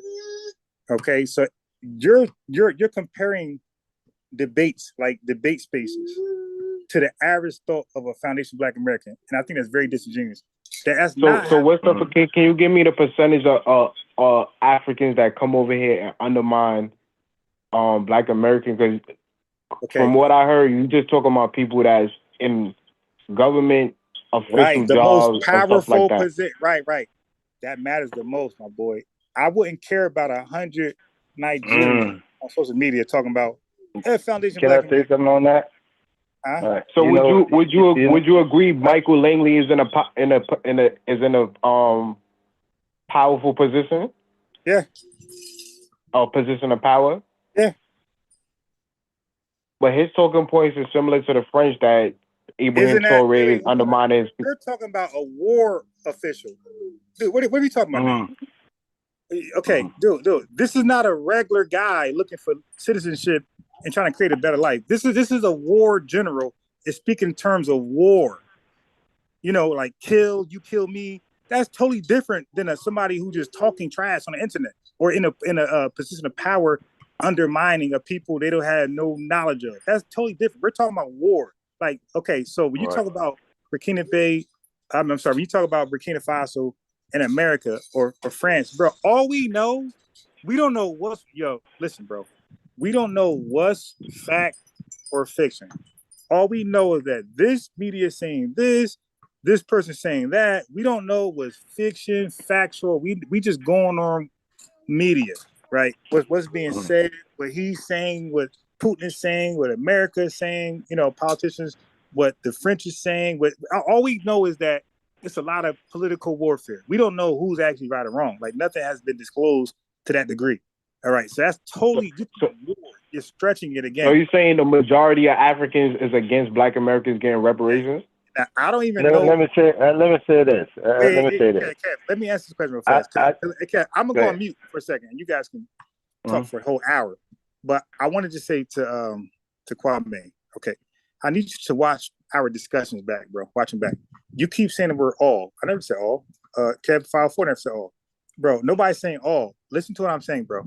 I'm saying when Black immigrants come over here, the ones who I'm speaking to is not the yous, right? The you people, you. I'm talking about the ones who get in position of power to take power from us or parrot the talking points of white supremacists to justify the brutality or laws being coming into existence or laws taken out of existence. We're talking about that. The DJ academics that get on here and talk about old news and resurrect it to now is current news, the whole Chirac thing. We're talking about the Myron Gaines who are saying Black folks are just making excuses to be failures. We're talking about current guys with platforms with 1 million subscribers. They got the ear of Black Americans, by the way. Okay, we're not talking about Kwame. We're talking about people who are in powerful seats of media, the Shade Room. You dig? Q from Love and Hit, World Star. People who keep consistently portraying Black Americans in the same scope of systemic racism or scientific racism. So, like, where are the documentaries of these academics, Q, Shade Room, of Black folks being great? Where's the Black Wall Streets? Where are we fought in the Civil War, we overcame. Where are these things? Like, at least make it even. At least make it like you said, a balanced diet. At least provide some balance to it. Why is it always we're on the negative side of talking points? And again, but are you saying that all academics do is promote Black degeneracy in America? Yes. Bro, all of what he did, I don't know if you follow him or not, but I watch him. I follow him. I was a subscriber. Okay, all he did was talk about rat beefs this, beef that, Meat Mills. Bro, just name, bro. Again, my ears in tune. All right, I don't know who you think I am, but I know. So he don't uplift guys like Playboy Cardi. Okay, no, yeah. Degeneracy. Oh, Playboy Cardi is a fake thug, and he's a degenerate in behavior. So no, don't lift up a degenerate as though Black folks need to model ourselves after him or look up to him. No, don't uplift a degenerate. Okay, that's rapping on. Okay, I can use. I can use. All right. I mean, listen, you had your chance. You said Playboy Cardi. A guy raps about selling but drugs. I didn't even finish. I was going to talk about. It doesn't matter. Also covering. No, but look what he represents, though. Degeneracy. He raps about drugs, uses, drug selling, murder, and all type of foolishness. And you're talking about uplift. Why would we want to uplift a fucking that guy? Why would we uplift him? But he also platformed TARIQ Nasheed for a 2-hour interview that I haven't seen any white media do coverage on to fully expound what FBA is. Hey, bro, listen. That doesn't even that doesn't even it out, man. You can't do so much wickedness and then get one righteous thing on there and say, hey, we're even now. That's not how that works, my boy. I can't abuse. Look at Diddy. Diddy, right? Isn't he on trial? It wasn't R. Kelly locked up, wasn't Bill Cosby. These guys can't be on record. Look at Deshaun Watson. These guys can't be on record for abusing hundreds of people. And then you name one person he did right by and say, hey, man, acquit him. No, dude. But he's not undermining. I don't see academic undermining Diddy, or neither is Myron Gaines. They actually speaking up for Diddy. But why? Yeah, that's the problem. Another degenerate. Why are we behind? Okay, bro. Here's the problem. You're showing who you are, and it's a bad representative of Jamaica as a whole, and which Tiger people know. You're talking about siding with people who we actually think is guilty. So you think Diddy is guilty of sex trafficking and RICO charges? Okay, brother, there's a lot more he's being charged with. It's not those two things. What are you talking about, bro? He's charged with kidnapping. Those are his 3 charges. Wait. I don't know any other charges. No. You're not following. We don't trust your research, okay? We know you're an idiot to this, because if I question, you're not going to know what's going on. Okay, first of all, you don't watch Okay. academics because academics is actually covering this. Hey, brother, did he charged for kidnapping? Yes or no? No, he's not charged for kidnapping. He's charged for Okay.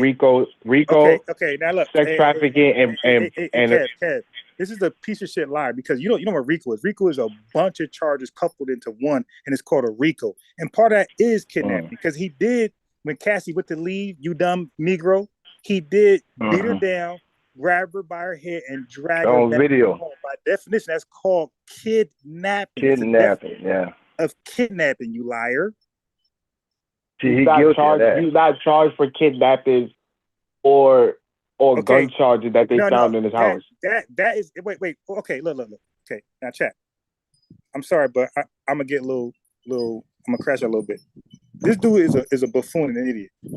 So now, what I know about law is that you can go after something hard, right? And then when they feel that argument crumbling, they would go to a lesser charge like kidnapping, you dumb nigga. They do that. When they feel the RICO's crumbling, they'll drop that and then go to kidnapping and have the juror decide on a lesser charge like kidnapping. Okay. Okay. Okay. Okay. I understand that, but he's not being charged for kidnapping. No. Wait. First of all, that's on the table, and don't forget what I'm addressing. I'm addressing you saying they stuck up for a guy who's actually guilty of some criminal bullshit. So don't escape that. He did kidnap on video. So speaking okay, up for, TARIQ NASHEED is also speaking up for Diddy. No, slow down. So speaking up for a kidnapper is more to my point, not yours. Okay, so now what he should have been doing is covering Tyre Nichols' case about how 3 black officers got off and brutally beat this guy down and got acquitted for state charges. Right. Now, that is something that impressed me. If these guys spoke on that, say, hey, man, look at this bullshit. All 3 of the cops got off on that. Yeah, so justifying a kidnapper isn't black culture, my boy. We don't respect or protect kidnappers at the very least. So you got anything dealing with children or anybody or elderly people, we got no tolerance for it. Right. Or even beating up. Diddy's not charged for touching no kids. Yeah, I don't care what Diddy out there in Hollywood and living a Hollywood world. That's an isolated incident. That's a drop in 41 million of us. That ain't even news to us. That ain't moving us at all. Right. That's just entertainment. Right? He put himself in that spot. Yes. Right. So but you embarrass yourself by saying they're sticking up for a guy who's actually guilty of some criminal offense. Why don't you defend people who are actually innocent? Like, for example, how about the black guy who got recently locked up? I don't know what he is. He could be Jamaican, African, or Black American. But the guy, the teams that I'm gonna do a live on this separately. The teams play some knocking. They claim a knocking joke at his door at 3 a.m. in a state where the castle doctor is in full effect. So they're kicking his door down, right? This ain't what we did, what we call ninja knocking. Like they're kicking his door down 3 a.m. at a state where you have the castle doctrine. I could come out blasting. So he come out blasting, he kills with him, and all of a sudden he's locked up for murder, and they're saying, oh no, they was playing a joke. Wait a minute. How does he know? Wait, you're kicking his door down violently at 3 a.m. When is that a joke? That's a threat. Okay, so I'm gonna wait for the joke. I'm gonna sit here unarmed. Hey guys, what are you doing? Oh, it's the real thing, baby. Oh, let me get my gun. No, if you're kicking my door down at 3 a.m., I got the right to protect myself and my family with my gun. You're at my doorstep. This is the castle doctrine. But Kwame, he gets locked up for murder. Now, by the way, if the kids were black and the man was white or Chinese, that man would be seen as a hero defending his family against these ruthless thugs. Right. So speak on those stories, not R. Kelly or Bill Cosby or Deshaun Watson, these controversial Diddy things. Speak on where we're completely innocent and we're still being railroaded, like the guy that defended his home or Tyre Nichols' family. So we're saying speak on that stuff. I'm going to go on mute. Yeah. You got to look at a book called Without Sanctuary, right? They got all the whole history and stuff like that, and it gets deep. And that's a lot of stuff that you know, people that come to the country don't, you know, they don't get it, they don't feel it, and they don't realize how savage some of these people are. When they would sell body parts and cut off ears and stuff and keep them as souvenir and fight over and give it to their children. They came for that. That's savagery. That's them. That didn't change. That did not change. Right. That's savage. When you're cutting off, you know, personal parts and stuff like that, and that's savage. They still like that. I'm down here. I know it. We still know what it was doing, hanging off the bridge. They still there. They didn't have a change of heart. Trust me. Right. You ain't see one Klan outfit turned in or something. They still have them. They still teach their kids that. Right? There's a certain group that does that. Right? And that ain't going nowhere. So and you know, a lot of people will sit up here with, well, we needed 2025. Hey, those people don't change. They don't want to change. We got a lot of Germans down here. Strictly German. Yeah, and so like one guy just asked me the other day, like, well, you know, he's from West Coast. He's like, do they have a lot of you know? I said, no, that stops with Louisiana and stuff. And immigrants really don't want to go to Mississippi and Alabama in those kind of woods. That's different. You know, that's a different type of white folks, right? So they don't like you at all. They get a little bold when they got a little crowd. But that's what we've been on. The same thing like you've seen in Alabama at the dock. We've been waiting on that. And we've always been set from that since we was able to defend ourselves since the 70s. That's our thing. But this is what I wanted to tell you about, you know, what I consider me personally a tether is. Academics, I'm just naming some people. Candace Owens. What would make? Hold on. All right, go ahead. Well, you know, I think a tether is someone who may undermine Black, you know, what we're trying to do. Undermine our stride to the things that MLK, X, Black Panthers, and Black people march and fought for. When they undermine our reparations, cash payments, and so on and so forth, and we can't even get a damn crime bill in. When they undermine those things, you're tethered to me. That's to me personally. So undermining gay rights would be considered a tether too. No, gay rights ain't had nothing to do with that. You know why? Because as long as gay, they're gonna be on. I'm talking about one of the FBA and Black folks, right? What I'm trying to say, if they undermine it and they're not from this country, they're tethered to me. If they undermine it from this country, you're just a sambo to me then, and you're not on the path. And it's not a bad thing. Hold on, let me finish telling you. Let me finish what I'm saying. Let me just ask you one question. Let me just ask you one thing. Are you familiar with Bayard Rustin? No. Bayard Rustin is one of the leaders of the civil rights movement that fought for gay rights as a Black American. Okay. So he falls on the FBA? And he's covered. He's covered. He's covered. We got an FBA push politically, so he's covered. No, he's a Black American. He's a Black American. He was the organizer. But if he undermines, hey, Kwame, listen, this is your problem, bro. Yeah, you don't know how to have a intellectual dialogue. So the brothers asked me very clearly. Okay, by doing that, is he undermining FBA agendas? And you're not answering the question. You're trying to sidestep it. Okay, first of all, I'm. Hey, Kwame, go ahead. Listen, let me save. I'm gonna save you some time. Gay rights. There's no race attached to gay rights. It's a choice of lifestyle. Okay, so he ain't talking about a choice of lifestyle. He's talking about an ethnic group, a race of people who are being deprived because of their history in this country and their color. Okay, so he's not talking about choice. What you doing, my brother, is you doing exactly what they do on the media. Right. They try to put LGBTQ stuff in our push for equality and reparations and stuff like that. When people do that, you undermining what we've been fighting for all these years. Right? I'm just pointing out. Hold on, let me finish. All right, I got you. You understand what I'm saying? So, but if he's Black, he's covered under that. So anyway, so we fight for him too, whether he's against it or not. Even the ones, the Sambos that are against reparations that's from this country, that's FBAs, we're fighting for them too, whether they like it or not. But the ones that's trying to stop us, like the Caribbeans, like Candace Owens and stuff, and they'll tell you they don't think we should get it. And the reasons why they don't want their tax dollars to come. But you here because of us.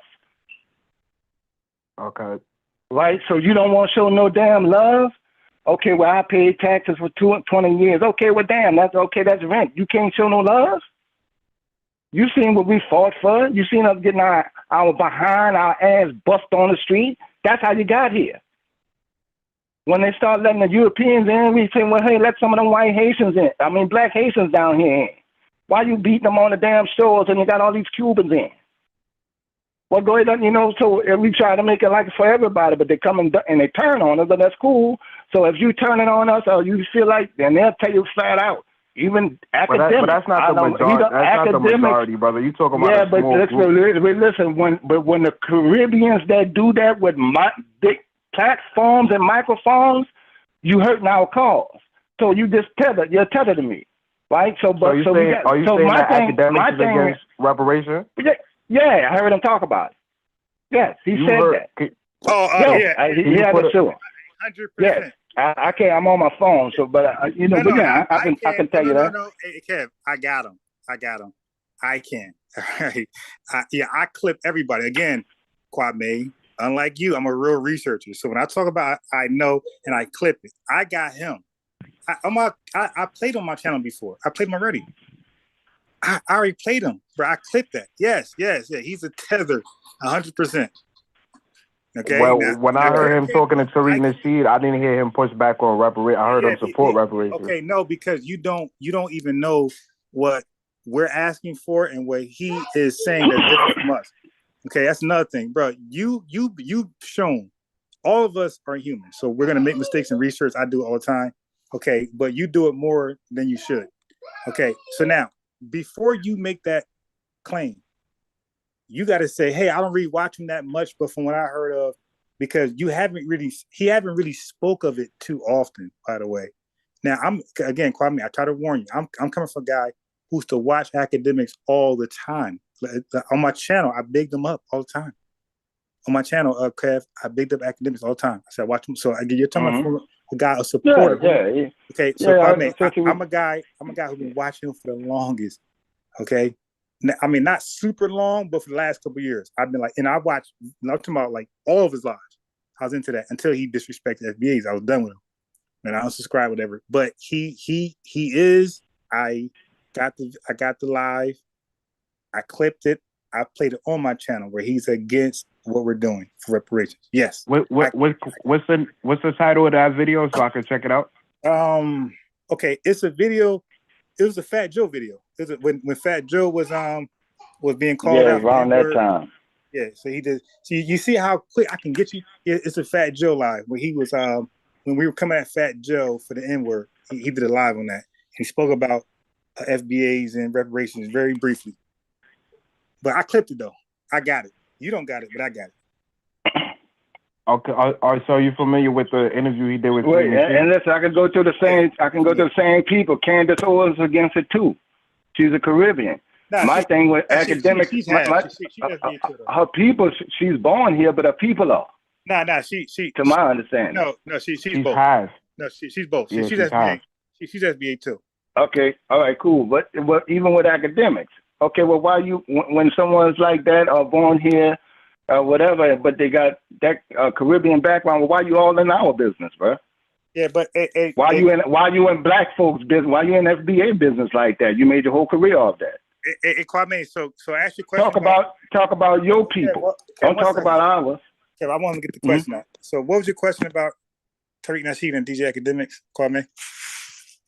Okay, I had watched that interview. He did a two-hour interview with TARIQ NASHEED, and they went over a lot of topics, hip hop, reparations, the definition of FBA, and basically certain bullet points. And he was basically supporting reparations. So that's why I'm trying to. No, he wasn't supporting reparations, and he definitely was not supporting. See, Kwame, yeah, bro. I don't know what's in your brain. I don't know what's depriving you for certain information. Hey, bro, reparations is when people hear reparations, especially black folks, they think it's for everybody that's black. So of course you're like, yeah, I'm down with that. But he is not down for delineation because he spoke against it during the Fat Joe live. So, dude, you gotta stop misinforming us. He was against delineation. So FBA is all about delineation. I'm sorry, reparations and FBA, but reparations is all about delineation, bro. No matter if you hear from yeah, but TARIQ laid that point out and told him to his face that you're not eligible for reparations. He still supported it. Okay. So watch this. So Kwame, you're in the pickle because then why did he come against it later during the Fat Joe live? Well, I wasn't aware that I'm ignorant to that point of view. Okay. You don't got to be aware of it. I'm saying if you're for something in somebody's face and you're against it behind their back, yeah. Where your shoes at? Downstairs. Okay, go get them. My mom is. Well, if I was aware that, I wouldn't even bring it up. No. If I was aware that. It's not about, so you trying to bring it back to you. Not about what you're aware of. I'm saying if somebody was for something while they're there in their face, and then when they leave, they're against it, are you really for it? Probably not, or probably ambiguously. I don't know. I don't know what that means. I'm going to mute. Support, bro. I don't know how you support, but support. Going to mute. Okay. Kaz. So who else is undermining Black Americans?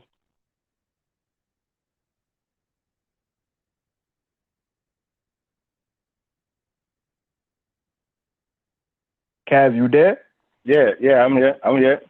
I was thinking about they got a congressman, the Republican black guy. I think his people, like first generation of Americans, regardless of their color, in my mind, if you're not on a team, or you know our history and stuff like that, and we fought for those same three things, and you against that, I don't care who you are, even if you are American. We just got to go around and just keep on pushing. And for those that came to this country like that, that's like, I'll pay my taxes. No, I don't believe that you're good. You pull yourself up by the bootstrap. Well, you sound like they do. Okay, so we still got to push for that and get some better representation for what we need. Right? We addressed everybody damn issue, but our own has been addressed since the damn 60s.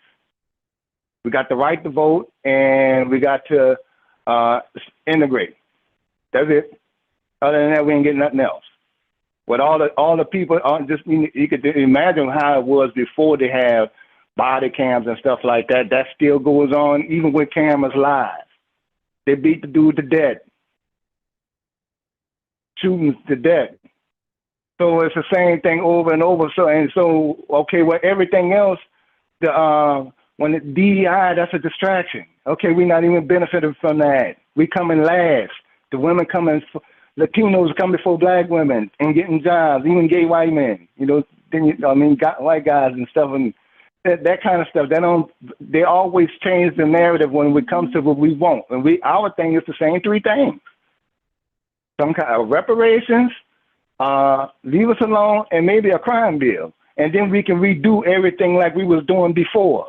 We can generate our own business and stop cutting into our stuff, keeping us from growing. That was the government doing that the whole time. That's why we lost 97% of our damn farmers. That kind of stuff. So when people come in, they don't understand that, and they think we just lazy. Well, y'all had the opportunity all this time. No, they undercut everything. People know Black Wall Street. They don't know the other 21 other places all the way up into the 1970s that they destroyed. Mississippi Masala, stuff like that. That actually happened. Rosewood, that happened. Not including during Hurricane Katrina. They tried to flood out the lower ninth ward again. They do that. They did that in New York. They did that in Michigan. They flood out the black areas. That's nothing new. And y'all think, and if you don't understand why we got a problem with you not even trying to help a nigga. Okay, well then. You can't say. What else is there? That's what we standing on. You can't say everybody because there's I ain't saying everybody. Nobody's saying everybody because they got black folks that don't believe in it too. So, but that to me, and then if you came here, then okay, well then that's our issue. Okay, and then we got people throwing that in, and we got people in powerful position in ALPAC controlling the. They don't even say that on regular news no more. That's controlled, right? They don't say reparations no more, right? They stop saying illegal immigrants, you know, in the main news, and we know who covering, you know who control that. So a lot of these people I don't even respect because they ain't gonna ever push a black narrative. Now that they hear us, now that they can't come to online, now they hear the people's voices. Now you got a caucus up there now, a group of black, the sister with the bald head, starting a reparations thing. No, we already know what we want. See, they're trying to get in on that, so we got to do all of that because they come up with their narrative. So and we don't want no, we go get some educational grants and all that. No, we want some cash payments and some other residual, just like the Native Americans got. We need that too. And the FBAs got, listen to this. FBAs got black Americans that didn't get what red Americans got as far as reparations. Then they still getting it. So essentially, regarding reparation, Caribbeans and Africans should mind their business regardless if they support it or don't support it. Well, yeah, I got an issue with that. You know, that's my personal thing. Okay, well then I know people that don't believe in it. Y'all ain't gonna get that. Okay, well this is what we fought for. All right, what else you think King X all of them fought for was the same thing, and now you bailing on that, and you getting your vote for what? You ain't getting nothing. Can we get something out the vote? Kamala gave Indian the country businesses $32 billion for their businesses, and open up the Freedmen's Bank.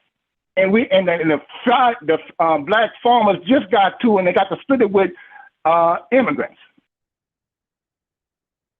See, that kind of foolishness that the government doing all this, and that's what keeping us down. So that's what we on, man. So I don't care what the Nigerians say and all that, and you know the old dating relationships thing. Okay, well look, we on another mission. I got kids.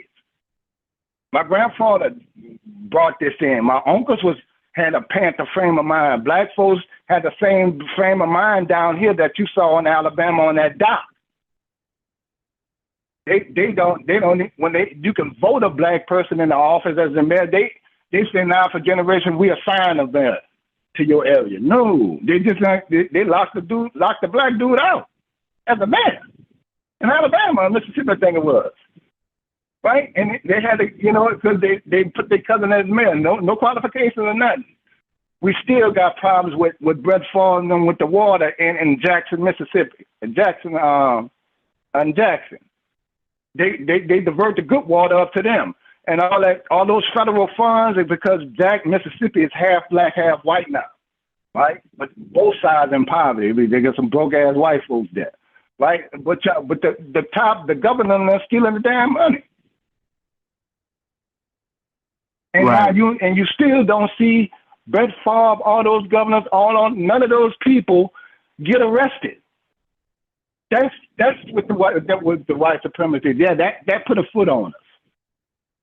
They still got to get the water. But what does Brett Favre got to do with Caribbeans or Africans? Well, nothing. I'm just saying that's how it is here in the South. That's what we working on. Right? And so when you undermine what our push is for that kind of equality, because we still down here in the South. A lot of black people here, man. So what? And then you got the West Coast. What Caribbeans or Africans in Louisiana or Baton Rouge or New Orleans is undermining reparations for Black Americans? Well, I'm just talking about people with platform. If people do that, no, I haven't come across people like that, but I have come across one. I didn't even bring that up. That's just one dude that is anecdotal down here in Spot because they don't have many people that's not from here. Unless you get down to Florida and you got some Cubans and some Haitians and stuff like that. Okay, I'm not aware of no Haitians in Florida that's trying to undermine Black Americans. Well, I'm not saying they are, man. I'm just saying the people that we have issues with. That's what's holding us up. That's what's holding us up for wherever they are. Whoever they are, whatever platform So are you? If they're not with that, including... my question is simple. Even with white folks, do you agree with even my personal friends? You agree with that? Some of them agree with that.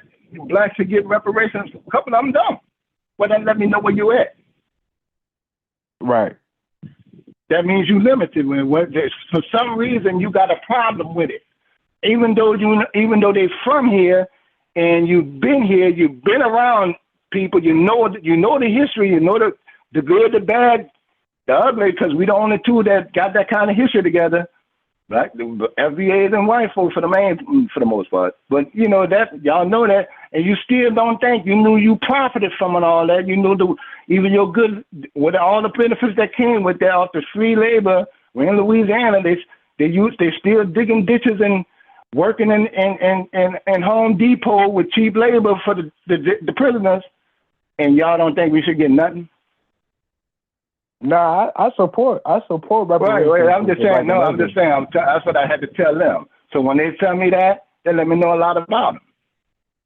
Yeah, I just think it's unfair if some French Africans or some French Caribbeans that's under white supremacy and they don't support reparation, that you should lambast the whole continent or a whole community from the islands as okay, we shouldn't. Yeah, but if it look like they got a habit of it, and we got Africans coming over here for years, and now why are you talking about us? Why are you worried about us? That's what I don't get. If they got anything to say, not any one word about FBAs, why you worried about us? You have a whole homeland. I thought the traditional thing was to do, if you was an African, to come here, get a job, become a doctor, get your education, send your money back home so you build your homeland up. Right. Okay, that's it. That should always be why you worried about us? We're not worried about y'all. They're not even a second thought. I just explained to you what's on our mind. We can't worry about them. So what about Black Americans that cheering on Michael Langley to steal African resources? You think that's right? Or should they just mind their business too on political issues that's going on in Africa or barbecue? No, I think what is the general that's over there now taking control of the land and stuff in Africa and stuff like that? America need to leave that man alone. And they just put the general up there. And see, now that's the thing. Now they go try to do him like a Gaddafi, say he's a tyrant and go to some regime or some type of group that's on there. You go try to. We know how America rolls. We know how these people roll. They just got a black general up there, full stop. To start demonizing the man, and the man just want to produce and recycle his own gold and sell it himself. He don't need friends. More power to him. If he had a GoFundMe, I send him something. Right. But we always respect that. Same thing with apartheid. We respect that situation with Mandela. We all on that. Right. You got all that. For whenever they trying to get any freedom, we support it 100%. Right. But you got people like the African Union that dedicated the whole 2025 for reparation for the diaspora. I think Black Americans don't want no other people supporting them getting reparations. This is just their fight, and nobody else should have no input. Well, our fight is lineage based. That's always been our fight. Nothing changed with us. Nothing changed. We always knew that. I'm a 70s baby. It was still that. 60s, it was that for black people, descendants of slaves, Jim Crow, the victims of this, that, hanging here, a shooting there, all that happened to us. That's all we was pushing for. Period. Y'all just came on. Y'all came along on the side on the other end, but our aim was always for that. Generalizing. Like, who's y'all? Well, okay, well, y'all as in other people then, man. My bad. Yes, I don't need to dwell on words, but Asians, everybody else, they came on something else. They came in because of the fight we had. That's like coming in after the fight. Ain't swinging. But why you including? But why you including Asians and Hispanics as into the African diaspora or the continental Africa? Well, I don't include them. I'm just talking about all that. I'm not talking about them as African diaspora. I'm just talking about the people that came in on the same dang on boat. You know, on the same situation. It benefited all of them. All of them. Then see, that's when we get to the fact. I don't see no Africans. The Fat Joseph, he's just speaking from a New York perspective. He's from New York, and this is so New York is a New York culture, huh? A New York hip hop is a New York culture, and so you go. You see, this is my thing. I mean, jazz is a Louisiana culture. It's born in Louisiana, right? All right. Yeah, so what we talking about? You think that they had a part of a person from New York can't tell a person from Louisiana how jazz. I got that. That's why I'm asking. You know more than I do. I'm asking. Right. Well, like generally Louisiana jazz is a Louisiana culture. That's where it was born. See, I'm not comfortable with them using the N-word. I don't think a person from. I'm not comfortable with them being that comfortable with that. You know, when I talk to people, dudes from the East Coast, I'm not comfortable with that. But right? I think that's more acceptable a Puerto Rican that probably has some African ancestry versus it doesn't matter. California. It doesn't matter. His lineage ain't like ours. Right? And like we calling them wetbacks or banana boat or European white trash.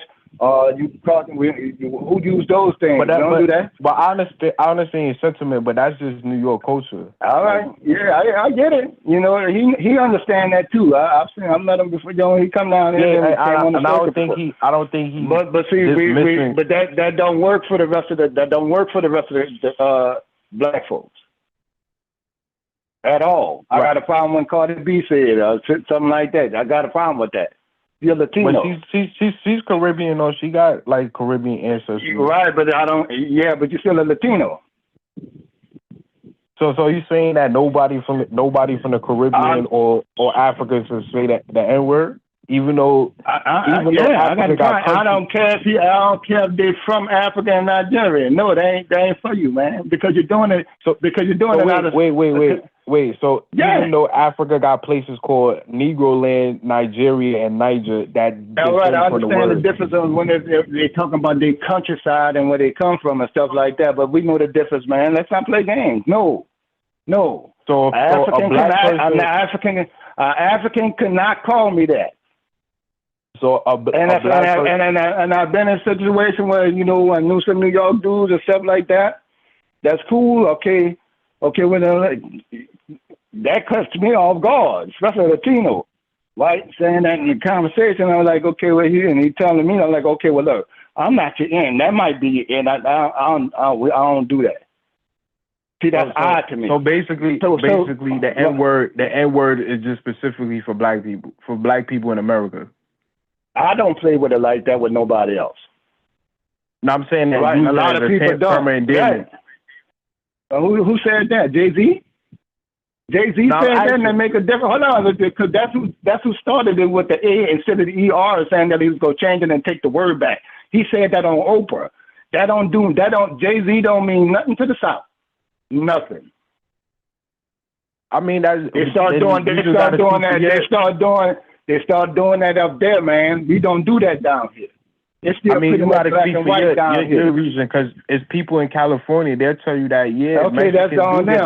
They do what they do. We don't do that down here. That's the problem. And see, and this is the other thing. I'm from the South, man. See, I can't hook up with a Latino of any type, dark or not, and like on a street tip and go ride and go do another FBA something. We ain't that cool.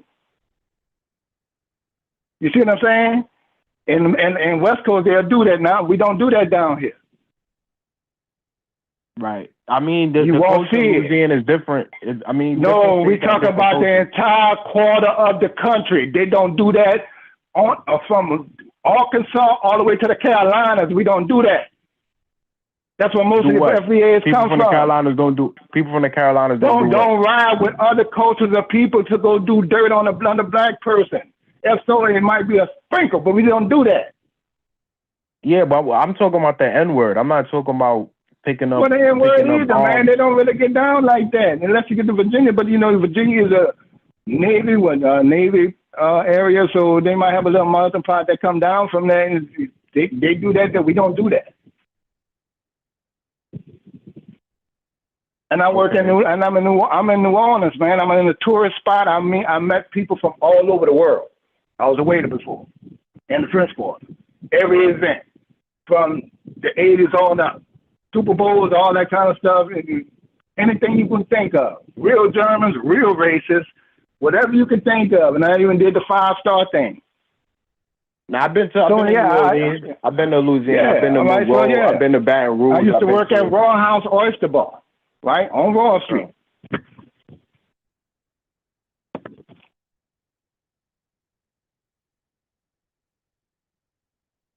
Right. So that's how it is. So we don't do that at all. That might be your partner. I can only speak from a tri-state point of view or a New York point of view. I can't really speak on the South perspective. I'm not from the South or California. I don't reside in those areas. Mm-hmm. But I understand your sentiment though. Yeah, you know, it's like we just kind of throwback. We haven't had that melting pot like that. Down here, we don't have that. We didn't grow up like the brothers in the West Coast and stuff, and them grew up, you know, with that kind of melting pot, and damn sure not the East Coast and stuff. And then, especially the way y'all design, East Coast got so many high rises and stuff like that, and people packed in one area. Y'all live next door to each other. All right, well, I can see that. But we don't do that down here. We own property. We got our own land and we got space and stuff like that. And then it's just pretty much black and white. So for the most, when you get through some of these southern states, and we got to worry about other shit, you know, I mean other stuff like white folks still. Let me ask you a question. Do you think your ancestors descend from Africa? I think we were sold by Africans to white folks, and we landed in America, and we started everything here before there was a country. Okay, I can respect that. Right. I don't know. We're not stupid. I mean, all life came from that. I mean, people play that game, but we understand that. So when people ask me, and I'm a throwback with it, we should go back to Africa. Go back to Africa for what? I want to go back and visit the same people that captured my ass and beat my people and killed and deleted them in the first place and then sold me. I don't need to talk to them. So you rather be around the colonizer, the people that put you in chains? I'd rather be around my people that's here. We got here together. We go start together and we go finish together, right? And we go grow together. Right, I respect that. 41 strong. If they wouldn't have had the deletions, we'll be 80 mil strong right now. I respect that. I mean, that's right. I can't disagree with the sentiment on that. Yeah, we ain't gonna knock them. I mean, that's cool, and because we're in a better position. We had to fight for it. That's why we welcome everybody to come over here. Everybody, but hold on, we ain't.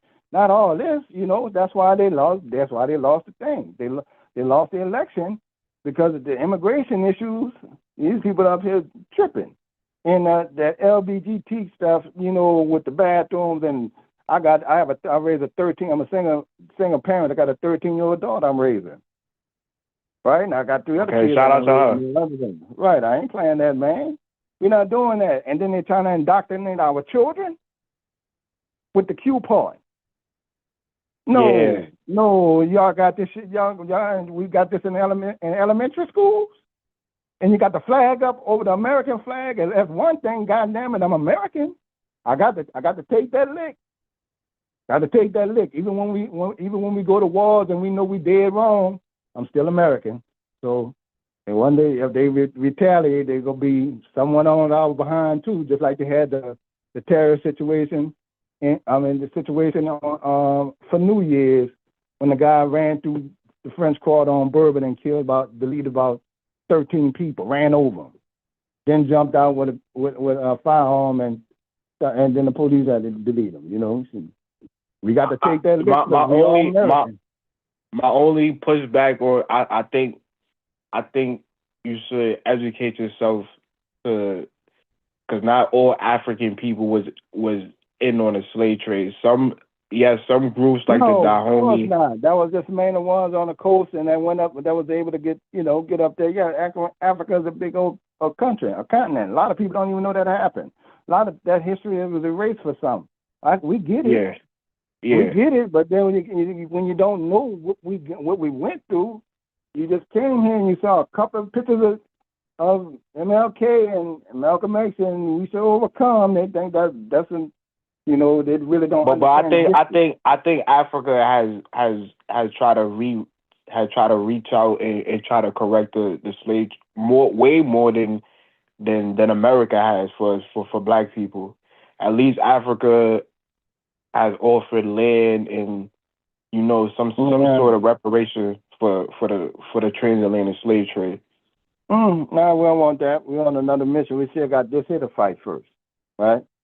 We got this here to fight, right? And I have some friends that been over, some friends from Xavier that goes to Xavier hosts a trip over there to South Africa every year. And you're starting to see that a lot of mayors, Black mayors, go over there from city to city, right? Atlanta mayors, New Orleans mayors, all that. For some reason, all the Black mayors meet up in South Africa for some reason, right? So they got a link. They're linking up one way or another. But the thing is, I just hope it's not political, okay? Because then that means somebody trying to buy something. Because we had Kamala went over there to 11 African countries and said, and pretty much was, with the help was denied if they didn't put something in the writing about LGBTQ protection. That's kind of foolishness, bro. Yeah, I don't think you should be trying to push a certain type of culture that people don't agree with. That's what they're about, though. Don't forget, that's old Montello ex, him and another chick, that they were living together. Right, so that's their thing. That's their thing, and that's what they pushing hard. They ain't even thinking about Black folks, right? And so we still got to get through that, and we can't even get some of these popular look. So you pro conservative Republican? Well, most Black people were raised conservative. Because we were raised we were kind of raised in the church to some degree, but that is something. I mean, I'm conservative on some issues, like messing with our children, right? But you do know, majority of the Republicans or conservative, they won't support reparations because they feel like it'll put the country in a depth that we probably can't crawl out of. No, that's not what it is, because they know that one thing, they already know that they can't stand the fact that we may be successful on our own. That's why they destroyed all our land and businesses like they did. Then we the biggest spenders. Then we don't need them no more. Period. So that's why. So you support Trump stance on the immigration and stuff like that. Yeah, we got too many immigrants in there. 20 million, way too many. And they sopping up all the damn benefits too. And not only that, Latinos voted for them to get out. Every group voted for it out. I don't see why it's even a question for us. Period. Okay, our turnout was off the chain. But I didn't vote for them. So do you support Trump bringing in the white South Africans as citizens and giving them subsidized land and government grants? No, not especially during these times now. But we already know what these white folks gonna do. When they elected, Trump said he was going to deport. He was only going to start with criminal illegals first. He said, I'm going to start with that. We know what he's saying. Right. Everybody got a problem. Everybody got expired visas, work visas, student visas, all that. He's trying to get rid of all that. He already putting out the Section 8 thing 2 years. Leave it up to the state. We already know that. We know that because throughout our history, we already know that's what the Republicans was coming for. But we up here dilly-dallying around voting Democrat and ain't getting nothing. They won't even bring it up. None of our issues. So they actually Biden ran on raising the minimum wage. He ran on that and never brought it to the table because you got a lot of industries that make money off it too. Right. So what you think the Republicans going to bring to the table as far as benefiting Black Americans? Well, that's what we got to see. So that's what I'm holding my breath on right now. So the only issue I have with Trump moves right now, you can't mess with the Smithsonian in our history, man. All right, so we need not to mess with that at all. You support the DEI and the Section 8, getting rid of Section 8 and leaving it up to the state and the school. I damn sure support not having DEI. Didn't support Black people. That just put us farther behind in the job market. But now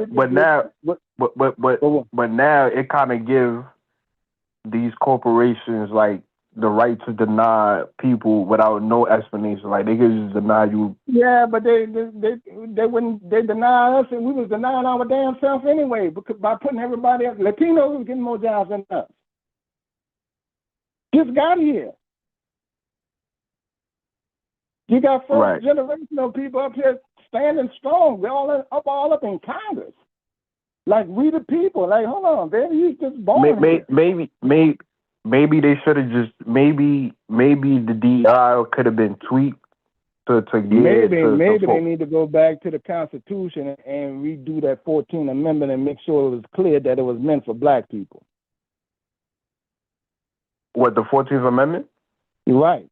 That's how they start coming here like that. I don't think they should get rid of the 14th Amendment because it kind of made Black people. It made Black people. Make sure that is understand. But see, we have a problem with not putting anything in and putting Black, our lineage on paper, and it wind up being minority, and minority is everybody. We didn't get out there. Prior to the 14th. But you do know prior to the 14th Amendment, like Black Americans wasn't even citizens. So right, and then we became that. You had to have property. Under that, you know? but under the 14th Amendment.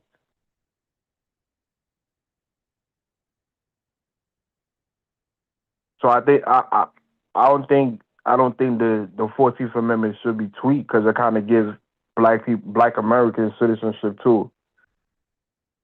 If you understand what I'm saying. So we can do this by lineage.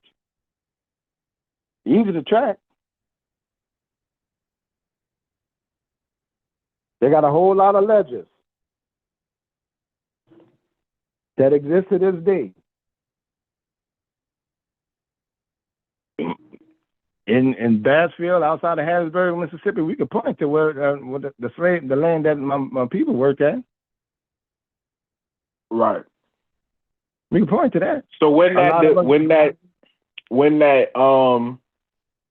jeopardizes the people that's half FBA, half Caribbean, half FBA, but you also have, I don't know about Caribbean, but you also have Creole and stuff like that. But they've been here too.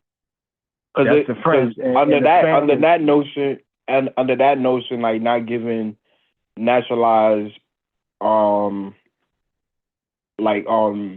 birthright citizenship, like people like Malcolm X wouldn't be a citizen because his mother's from the Caribbean. No, you're talking about Elijah Muhammad. No, I'm talking about Malcolm X. But his mother's not. One of his family members was an FBA though. Yeah, but his mother's not. He's in there, so we can go back and forth. If one of your people was from here, you're from here. You in there. We can go by lineage. I'm not talking about as far as lineage. I'm talking about as far as birthright citizenship. Like that wouldn't make Malcolm X a citizen. Well, we just start to see how they write it out then. if you understand what you understand what I'm saying, you understand what I'm saying, right? Yeah, I get what you're saying. It really doesn't matter to me though. It doesn't matter if Malcolm X was. It doesn't matter if Elijah. It matters what my people are. Right. Some people ain't gonna get it. Are you talking about reparations, or you talking about citizenship? But that's not a reason. That's not a reason to shoot down the whole movement. Well, I ain't getting it, so you're against it? You know, that kind of thing. Some people ain't gonna get it. Some people have problems with proving it, but for the masses, we'll be straight. Right. Right. You see, I don't get it. To me, I don't really got it. We got people out here protesting Target and stuff like that. You never see them say, well, go to such and such black business. You don't see none of them doing that. Promoting anything like that, or the area, any kind of business is going. You don't see them doing that. They're not programmed for that. They don't get paid for that. That's why some of our people control. Right. So is it, I'm Jill Stein, my only thing. Yeah, my only thing. Cornell West. My only thing with as far as like the DEI and the birthright citizenship, because to me it sounds like Trump and his cabinet is trying to undermine the Civil Rights Act and the 14th Amendment. Yeah. Because in a sense, we knew he was going to do that. We knew that. We knew that. What you think he's looking at? Lady, the Muslim lady, them out there, you up there giving these people, you giving these white folks a hard time? Yeah, and then you marry your brother and bringing them in, and you trying to bust it wide open for it. Nah, we want all y'all going. That's what he was saying. Right. And he made it a state of emergency. We knew that. Right. I don't really got. You know what? When we experienced it, we experienced during the crack that era there in the 90s, the 89 and 90s. When they put that federal law out there, everybody was gone. Everything was a felony. And then they put out incentives and bonuses that you can get, and for a felony arrest, a half a doogie was a year in prison, like you was a dealer. If they found one piece of marijuana, in the car, and you had 3 dudes in there, that's 3 felony arrests. That was in New Orleans. Oh, let me ask you one question? Yes, sir. You can ask the chat one question. Brian Robinson, what am I hating on? What did you hear me hate on? Anybody in the chat, can you tell me what exactly am I hating? Because I see everybody keep, you hating. What am I hating on? What did I say that's hating or undermining anything the brother's talking about? If I don't agree with Trump rhetoric, that's just me. I'm not undermining FBA. I don't think you should undermine the Civil Rights Act or the 14th Amendment. That's just me. The 14th Amendment granted Black American citizenship in America, and it also granted Black people to be naturalized citizen under the 14th Amendment. If you disagree with that, that's on you, brother. That's just me. I don't agree with Trump policies on those things. I agree with certain things he said, but I don't agree with that. I don't agree with the alphabet community. I don't agree with certain things like that. That's just me. So if I'm hating on Trump, or that don't mean I'm hating on FBA because I don't agree with Trump taking away DEI or certain programs that could benefit Black people, that now put it in the hands of these racist white people, that now they could deny Black people food, services, or jobs with no explanation, or deny Black people being citizens of this country. So if you disagree with that, that's on you, brother. I'm not hating on nobody.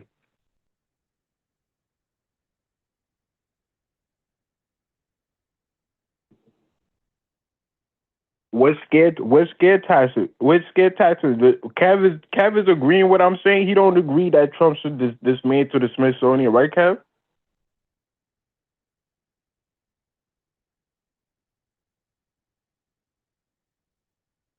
Kev, you there?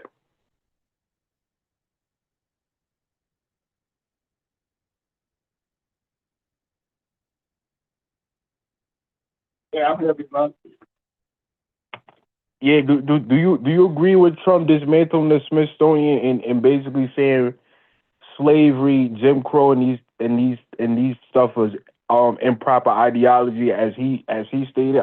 That's what he said, not me. That's why he wouldn't get rid of the Smithsonian. He believed that America wasn't built on slavery and Jim Crow and racism. Of course I don't. That's his rhetoric. That's why he wanted to dismantle the Smithsonian to get rid of Black history and show we go do that too. Yeah, so if you're gonna disagree with me, then you gotta disagree with Kev. Because Kev don't agree with. I don't have to agree with you on everything. I disagree with you on everything. You could be right sometimes. Yeah, I don't get. They got dirty ass dudes on both sides. You know what? And you know what? And listen, I'm gonna give you a prime example. You remember the big old ordeal with putting Harriet Tubman on the $20 bill? Now the Democrats bringing up, when is that gonna be on the $20 bill? Why y'all ain't put it on the $20 bill? Biden just left office. Me and my brother got hit with the crime bill. But I think what separate Biden from hold on, man. That's why I don't separate none of them with that dumb stuff, because both of them, he didn't harm us already. Right? That took a hit. My brother was one of the ones who got 25 years. And then it was giving people 25 years because he had to have one violent crime. He just went for hustling. That's 3 times. And they was throwing them in there for that. So, and I went to the juvenile system. And I'm living in an area where they got a lot of white folks, so I had to jump on. We had to fight them when we was in school. I got 13 years old. I got put in the juvenile system, and I heard y'all say something before, I almost got juvenile life. If I'd have gotten more trouble. Yeah. I was speaking about juvenile life, yeah. Right. So what they put in, if you ain't commit a crime, they put you in a child in need of supervision. Right? Went to 4 different places. And they will tell you, and I'm around these old southern ass white folks, they know that's gonna hamper your ability to learn. And then that your odds of coming back to the jail are better. So they were just grooming it for the next generation. And that was a set plan by the state. Even now that he passing the executive order that basically give cops their immunity, they won't even be charged for doing some heinous crime, and also pass another executive order basically trying to, if you a cop killer, basically, you get executed. You feel me? So I feel sorry for the brother that defended his son after the cops gunned his son down, and we still haven't seen the gun on camera, on the police body camera, or anything like that. I think he justified. We're gonna have somebody that crashed out. Just like the brother in Baton Rouge got sick of watching that stuff on TV. The way it was just people being treated, and he crashed out. And you talking about Micah? Right. You talking about brother Micah? You talking about brother Micah? Yeah, I'm not sure. I forgot the name. They got so many of them, man. We can't even keep up with all the names. You talking about the dude with the dashiki on that I think he had gunned down like 3-4 cops or something like that. Right, running through the parking lot or something. Yeah. Yeah, I think he was on all black or something like that. But they're gonna have people that do that. And see, America know that we have that kind of temperament in us to be like that. They don't really want our trouble. Period. They really don't want that kind of trouble. They ask them what happened in Oakland. What scare tactics? What scare tactics are you talking about, brother? These are policies that you could read or pull up in the newspaper, brother. Nobody using those scare tactics. Trump is dismantling the Smithsonian. He just got rid of Section 8 and put that in the hands of state with the school system too. That's not scare tactics. That's Trump executive orders, brother. So I don't know what scare tactics you're talking about. I'm not trying to scare black people to thinking that white people is racist. White people are racist. You're going to scare us with that anyway, because you know what? We know we're going to have to adjust. We already know how to get down with them. We know we're going to have some adjustments to make, right? Hopefully the adjustments we make work out for the better. Now, the only problem is the Section 8 thing and leaving it to the states. Some states can be wicked with it. You know, sometimes it may work for a good thing. Some black folks who's like, you can't, it's not for generations. And being from New Orleans, I'm gonna say this, man. Look, and like once they opened up New Orleans after Katrina and stuff like that, they locked off the projects. There had people out there protesting and banging on the, you know, trying to tear down the fence, trying to get back in the project, and saying stuff like, "This is, we've been here like two, 3 generations. This our home." That kind of thing is not what it, you know, what it's meant for. So they will give them 2 years. I wish it was 4 years. But and they leave it to the states, and we don't know how good. Our state is only good as the leader, the person who's running it. So that's gonna be up in the air. Right. Right. That's gonna be up in the air. I mean, you got a whole lot of white folks that's gonna get messed up in that. I can tell you that down in Alabama and stuff, Mississippi, they got white people. They broke. They poor. Right? You know, we like to think of black folks as the leader of the recipients of that stuff, but they get welfare. We don't really get that like that. Right. Now but what it do, it kind of give the state the opportunity to help who they want to help. Let me tell you something about that Section 8. I have a partner of mine, right? And yeah. And I used to work for UPS. I was a UPS driver, right, in New Orleans, right? And one of my friends, him and his old lady had a kid, right? So he bought the house. He went on Section 8, went to school, they had another kid, finished nursing. Section 8 was paying the mortgage. Then when the kids were grown and everything, got married, then put the deposit down. The house had been doubled in value, and then put the deposit on another house, bigger house. You can make that stuff work for you. Right. That's the point. You got to make it work for you. You know, so they're gonna have to really, people gonna have to really think about that, how to make that work for them right now. You know, and that's the thing. So it's gonna be a problem, because what is gonna happen is they're gonna plaster a whole lot of black homeless women and children. That's what they're gonna do. That's gonna be all over the news. Yeah.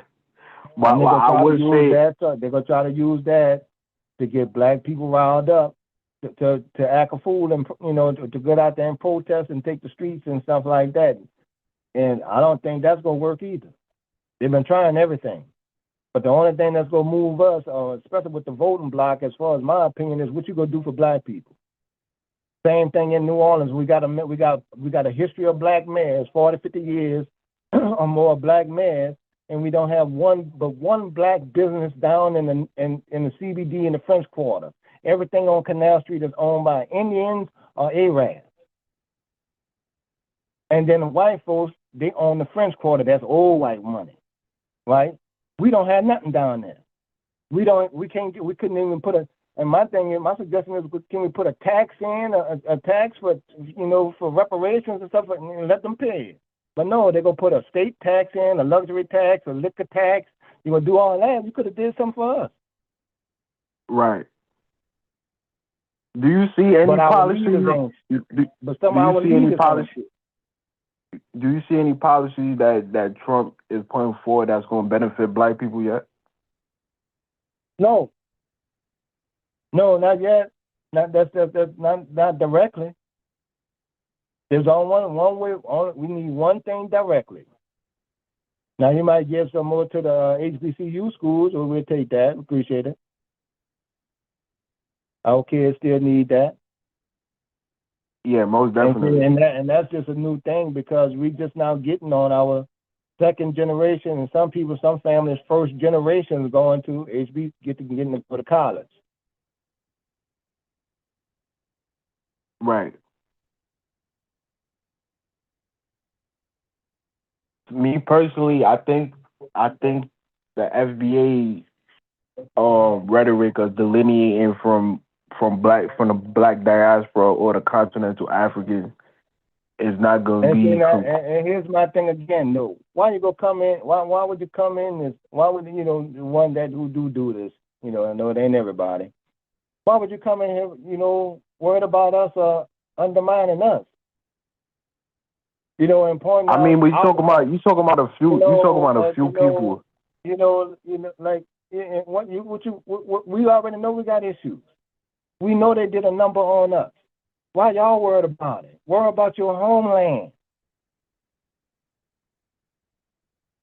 We don't understand that. Down and I'm in the South, people tell you, mind your business. Well, why are you doing this? Well, why you ain't minding your damn business? Your business was to come here, get an education, and say we doing better than that. Okay, you don't really know our history, all right? But we ain't got productive people. Like 80% of black people are not in the middle class. Like we ain't but $10,000 behind the average white man. You say 80% of black people's in the middle class in America? I think so. Mm-hmm. When it depending on the area, because think what if you single, if you look up what is middle class in America, 30,000 single, 30,000 not considered middle class. Let me finish. There ain't nothing in Chicago, but that is good in Louisiana, Mississippi. 30,000. You see what I'm saying? Yeah. So even if you go up to 45,000, but you do have a nice summer paper, which I'm just saying most black people, for the most part, I need to get hung up on numbers, are in the middle class. But what they show is if you talk about as far as like living, the point is they come over here judging us by what they see on television. But you're talking about a small population. You're not talking about the mass majority of black people that's coming from Africa. No, I'm talking about black people. Black people doing all right, man. I'm talking about black people. But black people from Africa is not coming to. But black people from Africa is not. Majority of the black people that's coming from Africa or the Caribbean is not undermining black people in America. Well, all right. I got you. Make sure you get that in there. I feel you on that. I'm saying it in too broad, right? But for those that do. Yeah, it kind of works. It works both ways because you got black people. You got black people around right now in the chat. They'll tell you that Africans is poor. They live in mud huts. They got bones through their nose. Yeah, we know that. We've seen that all our lives. But I'm saying though that it wouldn't be fair if Caribbeans or Africans say look at just base their opinion based on this chat room or any FBA quote unquote talking space that undermine Caribbeans or Africans. Yeah, but I mean what they're saying don't really matter to us. I don't understand why they're talking about us. We trying to get work done. That's what I don't get. For those that do, why you can't even link up with us on that kind of level? But those people that do, we not in their business. None of them. Yeah, but Latinos, we not in the Mexicans, our Salvadorian business. Well, brother, you can't include nobody business but our own. Yeah, but you can't include the Hispanic talking points with Africans or the Caribbean, brother. That's very disingenuous because nobody from the Caribbean is linking with no Mexicans or El Salvadorians or things like that. Anybody that came to the country. Okay, now, so you just talking about when I was telling you earlier on, you being Jamaican. Well, we ain't got no problem with you, man. We ain't got no problem with no Jamaicans ever. Yeah, now, I don't see no. What the whole diaspora mean? I mean, if that with the Cubans, I know they have some issue with the Cubans down there in Florida. I don't know, what it is up there in the East Coast and stuff like that, because we kind of blind in that. We only got that big melting pot down in Texas, and they got a big population of Mexicans down there. Ain't nothing really spark off yet. You can always tell what's gonna happen by the jail system. Like that Tory Lanez thing. You go see how much with the black and brown people thing is. I don't understand who the hell brown people are. that's more like a California talking point, like black and brown pride and all that. They're trying to say Hispanics and Latinos. Yeah. So we didn't march and get out here and suffer and fight like that for no damn Latinos and stuff. We ain't get hit with bricks for them. I'm telling them that, let them know that now. They ain't help. And that's true. None of them even said, thank you, I appreciate the shit.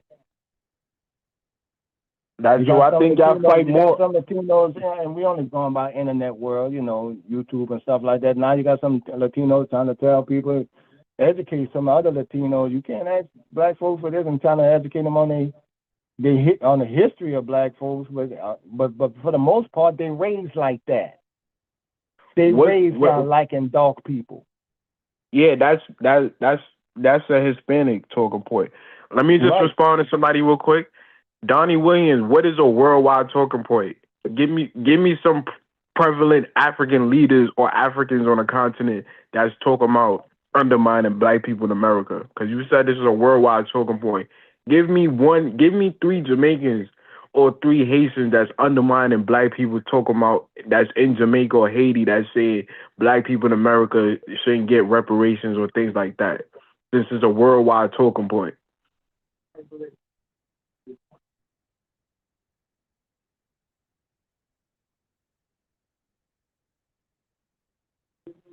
Let me ask you a question, my brother. Hey, did you go back to the Caribbean? Yeah. And visit? All right. Good. Yeah. At least you go back. That's good, man. Because you got. Yeah, I got a house in. Yeah, I got a house in Jamaica and a house in New York. So I fly. I go back and forth. And that's what I suggest people do. See, to me, y'all blessed. You got 2 homelands. I mean, you got 2 places to go. At least you got a homeland that you could take pride in. We had to start ours from here, from the mud on up, and so we got to take the complete pride in what we got and what we fought for. That's a big ass thing. Now, see, I like Jamaica. I've been, been to Cozumel and I've been to Kingston and stuff like that. I've been to Jamaica 3 times, and usually when I go to Jamaica, just like my frame of mind is, it's for black folks. I'm not Jamaican, and I don't think they FBAs, but I can still respect their culture. When I go, the times you went to Jamaica, did any Jamaicans undermine you or practice any xenophobia? No, I ain't never heard a Jamaican do that. I told you, I ain't never heard no Jamaican doing that. Ever. Not even the ones that live in New Orleans and got partners that Jamaican. Never. They ain't got no issue. But the thing is, they don't say, they didn't got nothing negative to say about our culture or our struggles either. But so when you got other people that get in that, y'all was never like that. Yeah, so I don't understand when people say that. So when we talk about Caribbeans, well, some Caribbeans like that. They got Cubans and stuff like that, and they don't like niggas.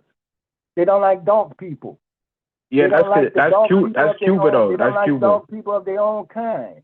So why? Yeah, that's Cuba. So I'm not on the Caribbean, ain't no thing. It just ain't. If they got a problem with me or my people, I got a problem with them. That's it. Or they just get looked around and walked over or ignored. They mean nothing in what we trying to get done. And if they can't respect it, then F them, we can't worry about that, man. Right. And Donnie Way, if you heard me say that FBA shouldn't get shit, you're probably referring to when people are talking about FBAs should take African resources or things like that. I don't believe no FBA should be taking no African resources. Even though the transatlantic slave trade happened, the mass majority of Africans wasn't involved in the slave trade. You had certain groups that was involved in the slave trade, yes. But you also had Black Americans in America that enslaved other Black people in the North or Florida or certain areas. But no, I don't agree with FBA should be taking African resources as reparations before they take it to the Anglo-Saxons or the American government that put Black Americans in chains or made them sharecroppers or redline them or lynch them. Slavery, right? It's more than slavery, right? Because even if you just start out, this reparations should be after slavery ended. They got enough stuff for reparations for Black people. That shit they done done. that they've done. Yeah, so if you're referring to when I said that, then yes, I would say that I would reiterate my point again. No black people, no Jamaican people should be getting no resources out of Africa before they get reparations from the British government, the American government, the French government, the Spanish government, the Portuguese government, or the Dutch government, or any other white European nation that benefited generations off the backs of slavery. So that if you're referring to that, then I fully support black people getting reparations in America, whether whether I get it or not. That's not my fight. I support it. I support reparations. I want to see all black people get reparations. So I support Black America getting reparations. I don't agree with people talking about Michael Langley should be taking the resource out of Africa, because that'll be reparations for black people in America. I don't agree with that. So I don't if that's what you're talking about, I would say that I don't think black people in America or the diaspora should be taking resources, gold, lithium, or any precious resources out of Africa as reparations. All right, I think one of Africa's biggest issues now is protecting what that is, guys, again, the General Tory. Yeah. Yeah, he need to be protected because they're coming after him. Yeah. They definitely coming after him, and then judging by what the general said, the United States, they put the old black general up there, and now they'll try to or if you're talking about delineation, Donnie, I don't agree with that because I'm a Pan-African. So no, I don't agree with Black Americans should delineate from Africa or the diaspora and basically delineate. I don't agree with that because I'm a Pan-African. That's my stance, and that's all Pan-African stance. Whether they're Black American, diaspora, or continental Africans, no Pan-African would agree with anybody delineating from Africa or the soul of being black as a whole. You don't see Trump delineating America from white people. He's rolling out the red carpet for white South Africans to get citizenship, He's straight German, get citizenship, land, and government grants before he give it to the people that was enslaved in this country, or the people that came here legally through other refugee status or immigration thing organization. He's denying them while literally rolling out the red carpet for some racist apartheid South Africans that was brutally murdering and taking all the resources out of South Africa, and now rolling out the red carpet, and they plan on bringing in 500,000 white South Africans. That's more than the whole population of Nigerians in America. That's half of the population of Jamaicans that's in this country. That's the racist ones too. That's the more German ass South Africans. Yeah. That's the racist ones. And they're talking about they're being attacked and brutalized, and they should get citizenship in America. I can't speak because I'm just a citizen of America. I wasn't born here. I don't have ancestors going back to 1860 or whatever census record. But I could just speak for me. I don't agree with Trump rolling out the red carpet for white South Africans before he roll out the carpet for Black Americans and give them government grants or subsidized land for farming or things like that. And we don't need to know. We don't. But see, that's the way, what how election rolls. What America gave him the power to do it. So ain't what he doing it, right? And then we got a judicial system and Supreme Court and stuff like that. But it is what it is. That's like the same thing with deporting old boy from MS-13. Them people not playing. We knew he was gonna do that. Now you got some people around that's gonna help him skirt around the law, and he's gonna try to push the Supreme Court and change some things. And We already know what's Hey, on the but problem. I don't. Hey, that's their problem. I'm not Hispanics. I don't. You feel me? That's their problem. If they MS-13 or 18th Street or whatever Latin gang and they voted for Trump because they hate black people and they want to see black people undermining this country. Hey, that's on them. Trump don't like anybody that's not white. So that if you wanted to vote for Trump and support his policies on immigration, and now your people caught up in that mess, that's on y'all Hispanics. I don't. Yeah, that's not my fight. But the My thing fight, is that it's not. my It's fight not is like for black people universally, no matter where they're at. It's not like we all jocked out behind Trump either. We got to keep our eye on his ass too. We ain't saying either one of them good. We just saying we want some results for our vote, and we keeping our eye out on who doing what. Right, and it don't look good on the Democratic side, and we just waiting for somebody with a voice. Well, I think it's worse on the Republicans. I think it's worse on the Republican side. Why? You said why? Do you think it's worse for black people on the Republican side? Yeah, I think it's worse. All right, let's say right now it's just illegal immigration and nothing else really passes for black people. Nothing else really. The economy stays the way it is. How's that bad for black people? I think going after the because Smithsonian, you still got the immigration issue. That's a good thing for black people, in my opinion. Getting rid of a lot of the illegal immigrants, that's a good thing for black people. Because, I mean, you saw the news, man. You seen them storming. You know, even though the governors from Florida and Texas sent them up there, they're not going to play that shit down here. They sent them up there to New York and Chicago. There are a few dudes that want to embrace equity, inclusion, and diversity, minority, and all that good old-fashioned stuff other than black folks stuff. And that's what you see with how it goes. They're not gonna leave. They're not gonna stay down here. They ain't gonna keep them down here. And we ain't got no problem with that. I mean, sometimes you just gotta pick the lesser of the two evils. You feel me? That's the lesser of the two evils. They're gonna be good and bad on both sides. You just got to make sure they ain't messing over us.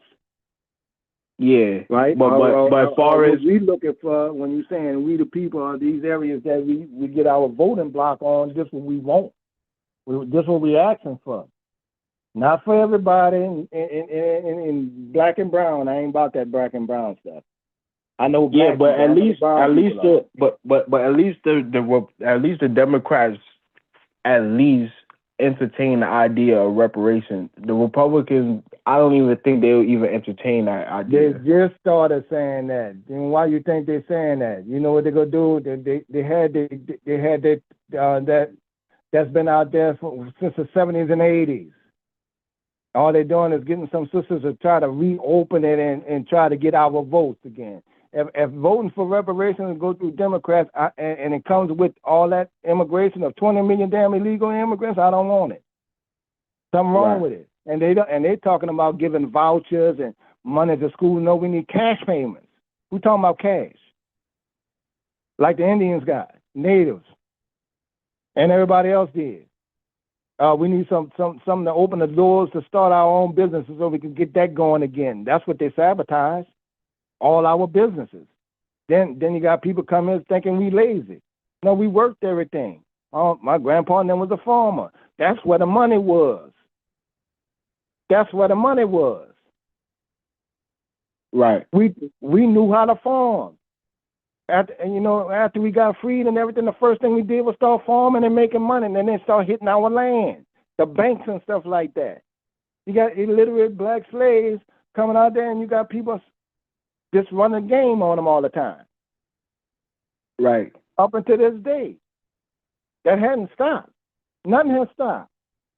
Every major institution, almost every last one of them, the banking system, that's off us. All the way up until now.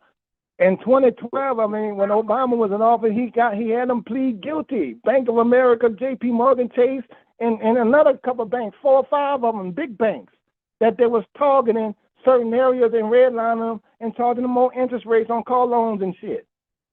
And home Let me loans. reply. Let me just reply to somebody in the chat real quick. Donnie Wayne, if you feel like Pan African is a scam, then hey, global white supremacy is working for white people. So if you think Pan African is a scam that has been working and benefiting black people as a whole, as far as Africana studies, giving multiple black people scholarships or in developing certain economic forces, hey, that's on you, brother. Pan African has been working for over 100 years, from Martin Delaney, Marcus Garvey, Kwame Nkrumah, Kwame Ture, aka Stokely Carmichael, all the way up to Umar Johnson and other reputables on the continent or in America. And hey, you may disagree with Nkroba. Nkroba is a Pan African organization that's been fighting for reparations. So if you disagree and so on, like the African Union that's centered around being Pan Africans and they dedicated the whole 2025 for reparations for the diaspora and taking it to the highest court in the world, the United Nations. If you disagree with that's on you.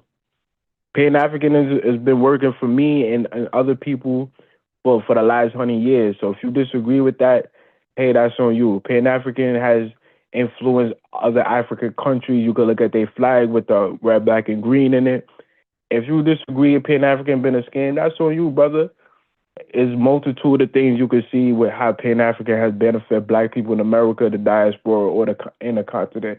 You could look at Ibrahim Traore, a self-proclaimed Pan Africanist in Mali, Niger, and these other countries that's working under the guise of Pan-Africanism. They're putting their religion, their tribes aside, and putting Pan-African as the focal point of their movement. If you disagree with that and you think it's a scam, hey, that's on you.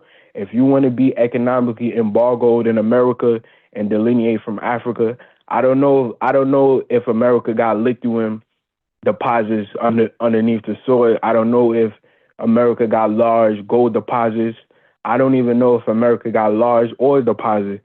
So if you want to economically embargo yourself in America, where you could only grow rice, cotton, and things like that, and delineate from Africa, hey, that's on you.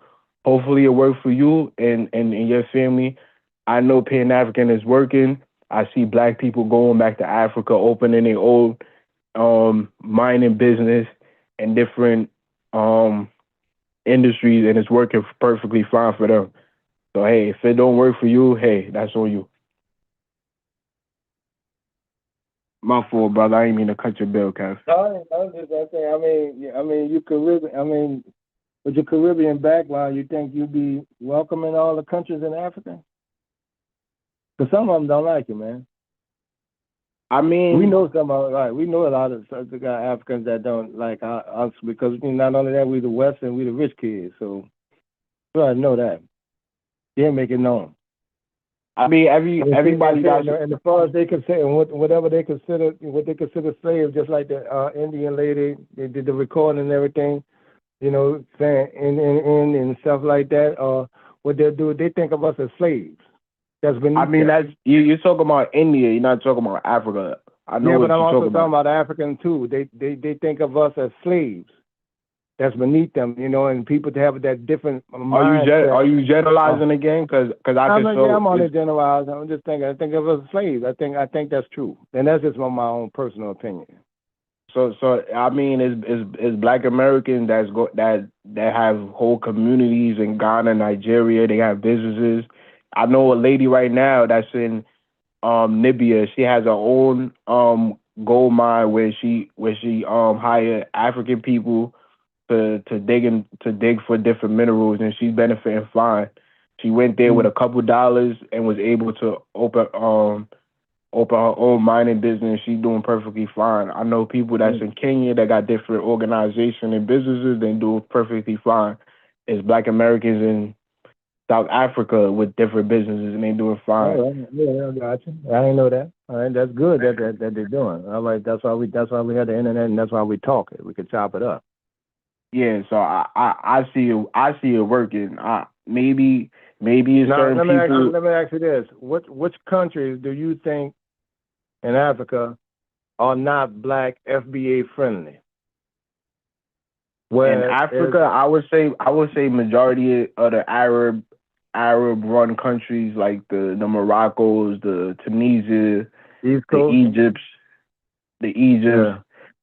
Well, I wouldn't say East Africa, because you got for instance, Haile Selassie, he gave the diaspora a whole community called Shashamane, where it's a bunch of FBAs and Jamaicans or Trinidadians. They live in harmony under the guidance of Rastafari, and they got a whole land. Right, because see, I think once we get through all of this kind of stuff here, it'll be good to go ahead and get some business going back and forth. So I don't think delineating from Africa would be a good choice, because you're basically domestically embargoing yourself to just America, and I get what you're saying on that. At the same time, I just don't have a desire to go. Right? Yeah, I mean, everybody don't gotta go. Now, don't get me wrong. I have friends that have gone. They go to Xavier University, and Xavier has a field trip there all the time, and I'm noticing a lot of people go. Now, will I go one day? Yeah, I'll probably go over there, but I want to know which country I'm going to. Now, we got Ghana and South Africa, and South Africa is the first thing on the list. But other than that, Kenya. I don't want to be going to no place. I don't want to be going to no country and they think I'm a damn Hutu or Tutsi or something, man. Nah, for the most part, most of these countries. That is the issue though, bro. They got real issues. Nah, of course, Africa got real issues. It's tribalism. I'm saying things like that. You got some Africans that's Western brainwashed, so they may be against certain people. And I saw a video one time, man. They have cab drivers and they got to carry guns and stuff like that. And like, okay, well, yeah, see, that's different. And I can tell you now, like going to Kingston, like when I got back from Kingston, I'm like, listen, man, our ghetto ain't nothing on Kingston. Right. Oh yeah, that's where I'm from. I'm from Kingston. Right. I was like, that's different. Right. And I was in the Magnolia. And I was like, no, bro, that's different. That's different. Like you seen a little bit on Belly. Yo, but you know it's funny. What? You know it's funny. The first time I took a flight to New Orleans, I swear on everything I love, I thought I was flying into Jamaica, because when you fly into Louisiana, you kind of see like the swamps and like the gutters to drain like the waters and stuff, because it kind of remind me of like Jamaica. Mm-hmm. Now I can tell you what I do. I have a routine. I've been there several times. So what I do when I go to Jamaica, if I go to Montego Bay, because I'm from a tourist city, I know not to go spend my money in the first place where the tourists go. Like where they have Margaritaville and all that. That's a lot of Indian folks, right? They own all that. I think the white boy on them Margaritaville and stuff like that with the T-shirts and souvenirs. I take the little cab and then I tell them to bring us to the local shop. And they got like a little local strip thing, right? Where you got, when people sell their shirts there. And so I always make it a point to spend my money with the locals. Not just go enjoy a damn vacation. Spend your money with the locals. That's who need it. Because if you come, when you come to New Orleans, a lot of that stuff, those souvenir shops, those are owned by Indian folks and Arab. Right, and that's part of the reason how they got a lock on the game. And we see videos like that. Like these people got incentives to to open their businesses in black areas, right? And they've been doing that since the 70s. See, that's part of our fight, man. We got all that to deal with, and all that comes with that reparation stuff, man. They ran a bridge through every major black neighborhood just to break us up. That's years. That's eons after slavery. Just to keep us like that. So a lot of people just read the history and that short history, but no, we put it all together. We remember all of that. And we know all of that. And so that whole woke thing was us waking up and understanding what our history is. Then it got hijacked. Now we got trans up there speaking about woke shit. That's the crazy thing about it. Yeah. That was the whole woke thing was about. And I don't care what somebody personally do with their bodies or whatever it is. If they cover under FBA, I'm talking about them too. It's like Ice Cube was telling Vivica Fox. She was like, well, I mean, he was like, well, aren't women, black people too? She was like, no, well, black girls, women need other stuff. Okay, well, whatever you need, we can put it in there. Yeah. Like black women ain't this we've been pushing like this. Right. Right. And then, you know, like we've been on Claude Anderson and stuff like that, you know, getting a little older, but he got his book out. And you know, that's where we get out. They don't teach you that shit in school. Yeah, but as far as like the alphabet community and gay rights, just me, I don't agree with that. That's just my culture coming from Jamaica. We got a strict laws they against try to tie black folks in there because black folks have the strongest voices. Our women. And that's what they like. Now they ain't got nothing. Now you just see a couple of what you see out there protesting now. Right. That's what you got out there. Ain't no power, no strength to it at all. That's like a Sunday school protest. Yeah, I don't agree. I don't agree with that. Coming from Jamaica, we got strict laws against homosexuality and lesbians and gay rights as a whole. So my culture don't agree with that. So I don't agree with that. Well, yeah, and then you got the right to do that. Don't let them try to change your culture either, man. That's what they try to do to Africans. I don't agree with that. You gonna put it? We got to put it in legislation for you to offer some kind of shout out to Trump. Shout out to Trump because they have banned a lot of Jamaican artists from coming to America and performing because they basically say you have to denounce and apologize to gay people, which stopped a lot of artists from coming to America to perform. But Trump kind of lifted that, and I mean let a lot of artists from the Caribbean and Africa come perform that don't agree with gay rights and stuff like that.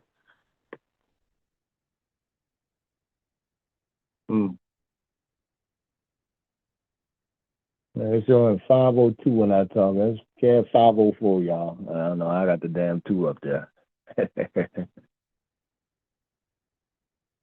Somebody said that Jamaicans stole that land from FBA, which was given to them by Ethiopia. Hey, if you think Shashamane was given to FBAs only, hey, you telling me something new. From what I know, Emperor Haile Selassie, he granted the land for the diaspora to resettle in Ethiopia, which is Shashamane, and it was granted for all diaspora. So if you feel like that was just strictly for FBAs, you feel like Jamaicans took it, maybe you enlighten me on something new that I never heard of. I don't know if you got a source for that or any documentation that you could put me up on. I'm not aware of Shashamane in Ethiopia is strictly just for FBAs. But hey, if that's how you feel, brother, I don't know. From what I know, Haile Selassie gave that land for all diaspora to migrate back to Africa. Yeah, we don't, the FBAs don't agree with that, all that LBGT stuff either, man. We was raised different. That's them with that. That's who pushing it. You know what that is? White folks dreamed about being cross-dressers and be able to wear and be free and go to work like that. They've been like that. There's nothing new. There's 70s yeah, I mean, I feel like that's their like culture. That. I feel like that's their culture going back to Greece and Rome. Yeah, and the whole chaperone. Like that, man. Look, we got what they call the red dress run down here in New Orleans. They come from all over the country to run around and dress in heels. Executives. That's a real thing. Decadence Fest. We host everything down here. They come from all over. They've been pushing that. And I'm like, I ain't about all that stuff now. Now they want to do the bathroom. I don't know what's wrong with California. California tripping. And then now they're gonna put up Gavin Newsom. Now Gavin Newsom didn't let the FBA reparations bill go through. Like we go forget that when they had a meeting at the State Hall, and he didn't let it go to they didn't let it bring it up on the panel. And I think one of the NAACP people took the shit off or something like that. See, they be working together, and see, that's what I hate. We ain't got nobody really that's gonna stand and just say, hey, this, and this, and come up with a plan. Right. Now, Jill Stein got a nice little plan, and they putting a little few things together, but that's all, that's an independent vote. And you need 5% of that to get some funds and get that going and stuff like that. So my thing is, being in Louisiana, which is a Republican state, when they voting for president, I'm going to give my vote to Jill Stein. I damn sure they don't want more immigrants coming in. Right. Right, and my thing ain't with Kamala and all that. That's just the whole Joe Biden thing. My thing is with Democrats. You need to tell us what you could do, offer us something. Now they cashing in on student loans. Now you talk everybody into getting student loans and degrees and stuff now. Now a lot of people gonna be trapped with that. We need something now, because the pressure coming. So what happened to Trump? And all that kind of stuff. Are you familiar with the Platinum Plan? No, I don't know all the details of it. It's been a minute since I used to hear of it. I think that was put together by I'm not 100% sure what group, but I know it was a Black American group that was supposed to be designed for Black Americans, like certain benefits. I haven't heard Trump talked about it recently, so I was kind of seeing what. Well, they got Ice Cube. When you get online and look up Ice Cube interview with, I think it's one of them old white boys from Fox News, got his own podcast now. See, one thing the Democrats learned is now the people on the net. We ain't following that shit on the news no more. I don't watch the news like that no more. If I want to know something that's going on in Jamaica, I'm gonna ask you. You in Jamaica? Okay, now this what's going on. They trying to take over the lead or whatever. Right, if I'm in California, I can talk to y'all right here, and then we can pass information. You can't fool us. Like Kamala with the black stuff. Okay, they go through everybody's history now. Her parents and grandparents were slave owners in Jamaica. Right. Mama and dad, both Indian. Her dad was just born in Jamaica. You try to pass that off on us? Ain't like Indian folks like black folks either. They got problem with their own dark people in their own country. Right. That's a fact. So that's why you won't try to play that role. So, but it is what it is, man. Right.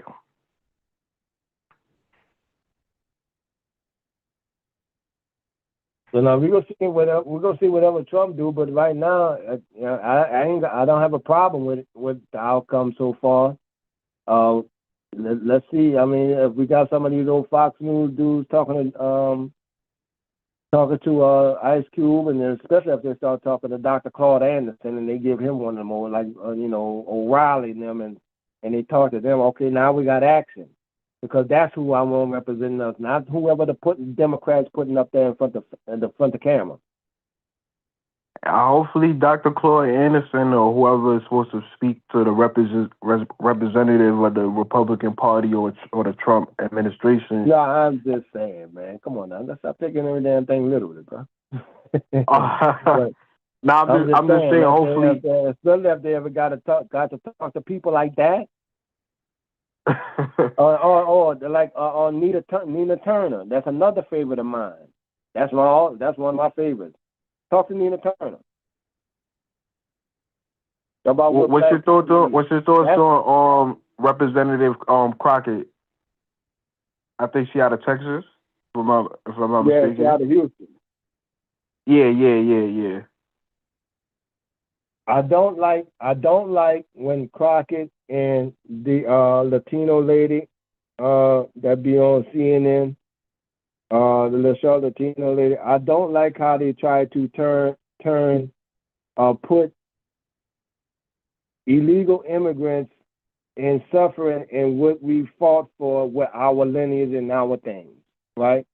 Like the lady that was on CNN said, well, they're looking for a better place, just like, and she wound up telling the black dude, just like slaves were illegal immigrants. No, hold up. That's different. You see what I'm saying? Like, she been waiting to say that. Well, I didn't, and then she tried to backtrack on it. No, that's what you said. Because you fight for Latinos and immigrants. See, that's different.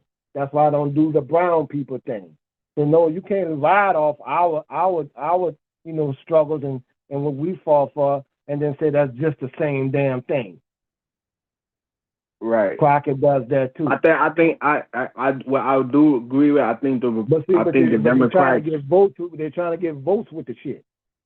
Yeah, they're trying to get pulled with the race and history with helping out these illegals. No, you can't. We're not playing that game. Right. I think the Democrats did drop the ball as far as not specifically addressing Black Americans and basically just lumping it up with everybody else. I do agree with that. Yeah, the Democrats dropped the ball when Obama got in office. He didn't do anything. When they asked him about doing something for black people, his words were similar, and don't give me word for word. Well, no politics. He cut the dude off and like, well, politics don't work like that. Well, how do politics work, man? Yeah. But in a sense, though, what Kamala said, Bill didn't do shit. But in a sense, though, what I can say is that the type of power Trump has, as far as like basically having all branches of politics, we haven't really seen that with Obama. So if like Trump anything goes, because the Republicans got the House, the Senate, and the Congress in the The problem is ALPAC control both sides of the damn aisle, right? That's their donors, right? That's who. Oh, you talking about AIPAC? Yeah, AIPAC. Yeah. That's who they working for, right? AIPAC. Those people there think, you know what? They got a meeting that they had, and somebody stuck a camera in with the top people in that community. So the top leaders in Atlanta. So you don't think? Hold on, let me finish. Yeah. The top leaders of that community said it's not Hamas or anything else that is their biggest threat or problem or issue. Not their biggest threat. It's black men. That's what they said? It's recorded, dude. I'm on my phone, but if I had it, you can pull it up. Oh, wow. Right, so I was like, great. My thing is, I got Jewish friends, I got friends on Facebook and stuff, Jewish friends and stuff like that. I said, what they mean by that? You know, it's crazy because I always have this argument with people, especially Black Americans, because they like to say I'm a conspiracy theorist, and I just say, hey, if you look at the politics and the people that control certain industries that Black Americans should control, as far as hip hop or some of these things, I think your fight is more with every aspect of what black folks into. Everything. I think your fight. I like to. They got control of. All the way to the I like to tell people everything. Yeah, I like to tell people you fight more with them than anybody else, because if hip hop is Black Americans, it's not the Anglo-Saxon or the tethers from Africa that's controlling hip hop or the news media. Is the small hats. So if anybody that's undermining Black Americans is really the AIPAC, the ADL. Yes. So that's why that's my answer to you when you ask me about Crockett. She'll push that AIPAC agenda, and I'm not with that AIPAC agenda. Yeah, and to me, they gotta pack with their homeland, which is No, what we need to do is when we catch one of them in the thing is the same thing that they did with Kamala, and the same thing I just said. What you gonna do for black people? That's the answer. That's the only question we got. Oh, they got nothing. They got nothing. Okay, well, they're gonna have to answer. Now Yeah. they're talking about it. Okay, what you gonna do? What's the plan for black people? Now you want to come up with a plan. It better be a good one that includes cash payments, because you're not getting a vote. They hear us online and on the internet, on YouTube. I don't see no tethers putting they children through universities based on drill music that they occupy, or Michael Jackson fight wasn't with no Africans. He said, "Jew me, screw me." Prince, the same way. Well, Kanye. The that's on visas, they gonna stop all that. Trump gonna stop all of that. You won't be getting new visas to come to college here. Whoever's here need to stay here if you're from another country, and don't leave. You may not. You see, some of these people can't fly back. You know, it's scaring me. I even though I'm a citizen. You might be all right with Jamaica, but I mean, you see, some of these people can't come back. Man, listen, I gotta and stuff like that.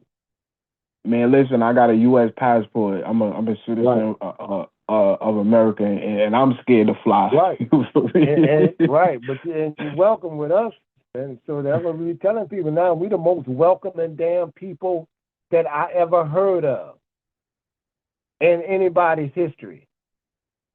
FBAs on. I wouldn't say it. I would say it's just more the policy that the APAC has put forward as far as both sides of the campaign. Look who is ran by. They gonna stay on top financially. You got Morgan thing and all them things there, man. What you think they've been crippling us since the 70s? Right. Yeah, and we don't forget that. Like you can't expect them to teach the history. They're gonna try to chop it up. You don't have to worry about chopping it up. I teach my own kids. And people forget that when you have brothers like Dr. Tony Martin and Farrakhan that was pushing for reparations in the 90s and pointing out the different insurance companies, the different banking institutions that finance different slave ships and stuff like that. They fought hard against. We know who owned those slave ships too. Yeah. See what I'm saying? And see that what I be telling them, hey man, y'all playing like the play innocent, like you're not. Y'all aggressors too. Y'all up in there too. That you want us to spend our money with you, so we became the biggest spender because they knocked off all our businesses. All we can do is spend. Yeah. Work and spend. So if the argument about reparations come in, like how's it going? That's going to stimulate the economy because we ain't going to send our money nowhere else. We ain't sending it back home to Africa or nothing like that. We're going to spend it here. Every industry gets a boost in. Then I hear some black and white, mainly white folks, we going to spend it on. Don't worry about what we're going to spend it on. Yeah, I don't think that should be their problem or black Americans concerned about what they see on TV. If black Americans want to start businesses or buy 100 Jordans and Mercedes Benz and gold chains, that's how they want to spend their money. With the Irish and the natives, then why you watching our money? You don't worry about the wrong thing. Do what's right and pay what the country owes, and we ain't got another complaint in the world. Yeah. Period. Yeah, I think that just attacked it. Even with we should just give reparations to like for school institutions where like the same way you gave these Jews money for the Holocaust, even though no black American or whatever was involved in Auschwitz or whatever camp or whatever. If you could give $5 billion annually to these Jews in Israel for the Holocaust, even though no American was involved, you should be able to give. You think I give a ever about a damn tether and what he thinks? Yeah, you should give. For the ones that are the negative ones, who will come in and criticize us. Really, you don't even know, right? Even though reparations not. Even though I'm not benefiting, I feel like they should snatch that money from Israel that they give it annually, the $5 billion or whatever $1 billion they give it to Israel. That's already a developed country. they can stand on their own look two all the feet. money, look at the damn $2 trillion with that the spending. Ukraine. The spending by the Democrats, all the money they spend, they get a budget like that every damn year. I think one way. So that money that they were sending over there for LGBTQ stuff and Afghanistan and all these could look like allegedly some of these dummy damn companies is selling billions to $2 billion to your girl in Atlanta and all that kind of stuff. That y'all loan all this money overseas and stuff like that. Y'all can do nothing for us. Yeah, I think one way the Republicans can get the right. Yeah, I feel like one way the Republicans can. USAID stuff, yeah, and we've been hearing about that because you remember the old Clinton fund had some shaky stuff going on back in the days with some of the African stuff like that. They've been sending money over there because you get to keep 25% of a nonprofit, if I'm not mistaken, and you load it up and just recycle the money, and then the other one come in and Abrams get $2 billion. And to me, all that is a scam too. Like how they did Haiti with the hurricane, with the earthquake, and the Clinton Foundation. Right. They just stole all the money that people donated to Haiti. They didn't build one house, nothing up to help the Haitians. Mm-hmm. I feel like they should be able to give some of those money. Right, Puerto Rico. They should be able. The Republicans should be able to give some of that Doge money that they claim Elon Musk is saving. They should be able to give that as some form of reparations to black people. That's why I don't have a real problem with Elon Musk right now, because he, far as what I'm understanding, he only has the right to read and review it. He don't have the right to change nothing or dig into nothing and take any personal information, far as I know, right?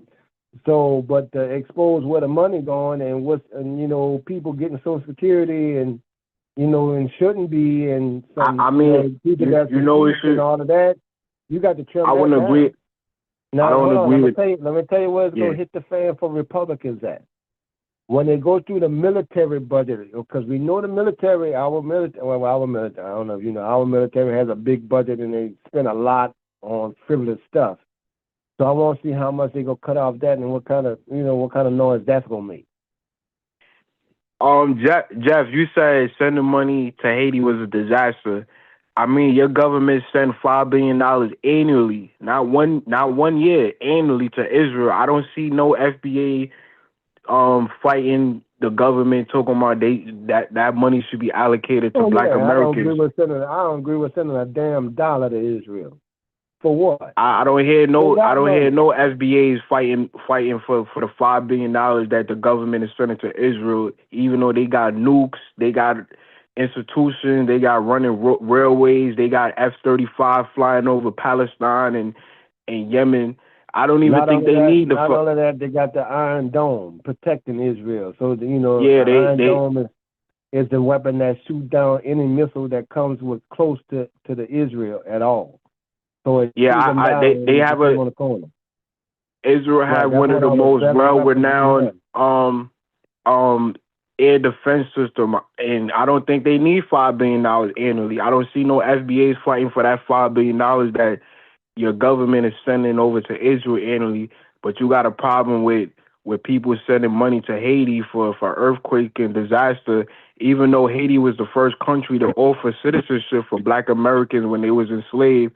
Even though Haitians fought. Why do we got a problem with?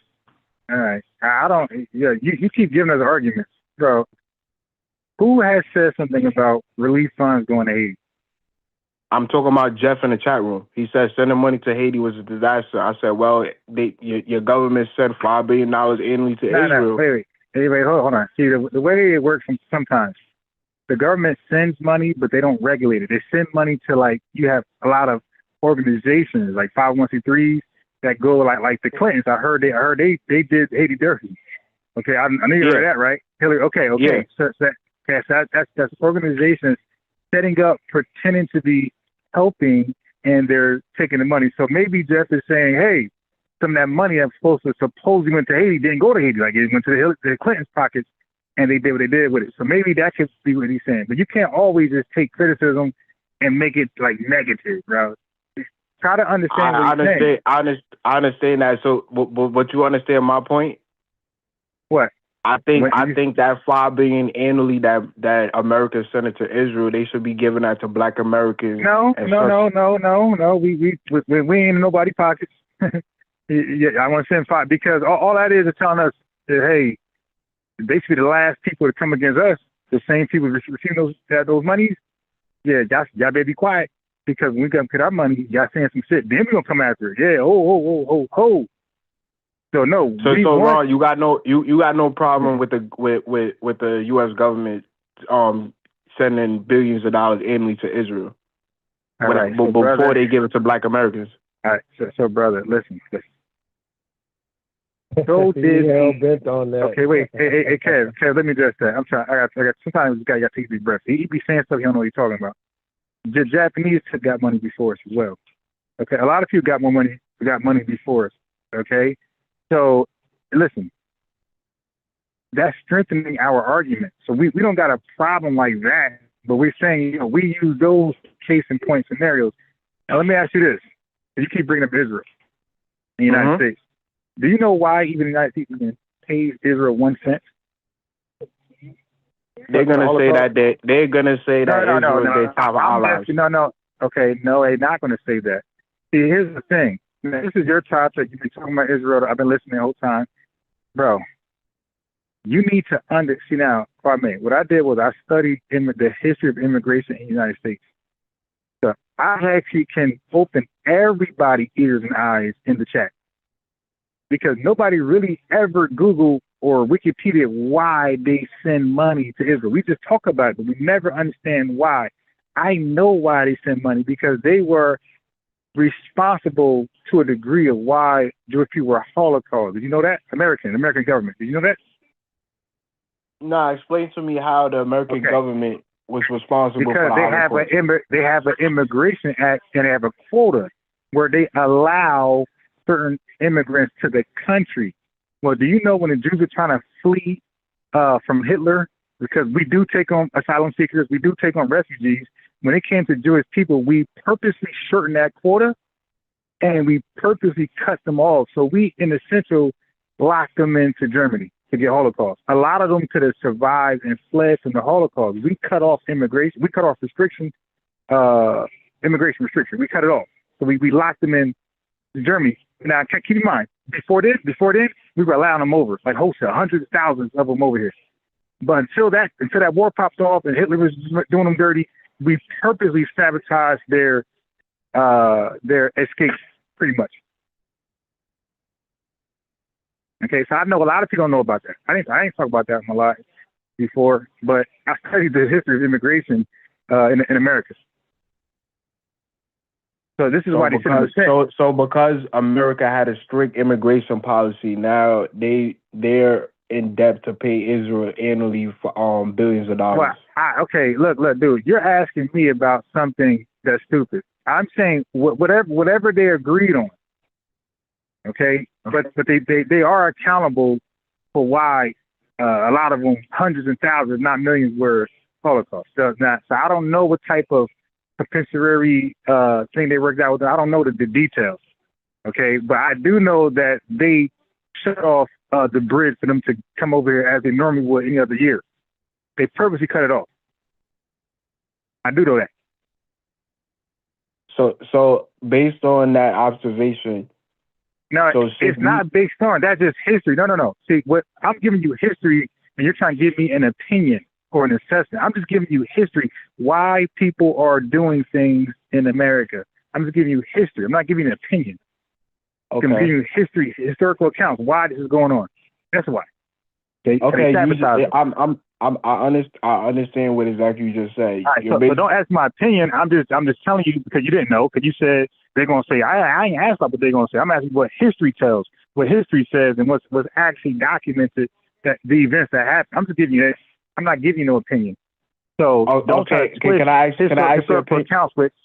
No, I don't have an opinion on that because we have our own movement that's separate from what they do with Israel. Separate what they do with Haiti. But you have an opinion on it.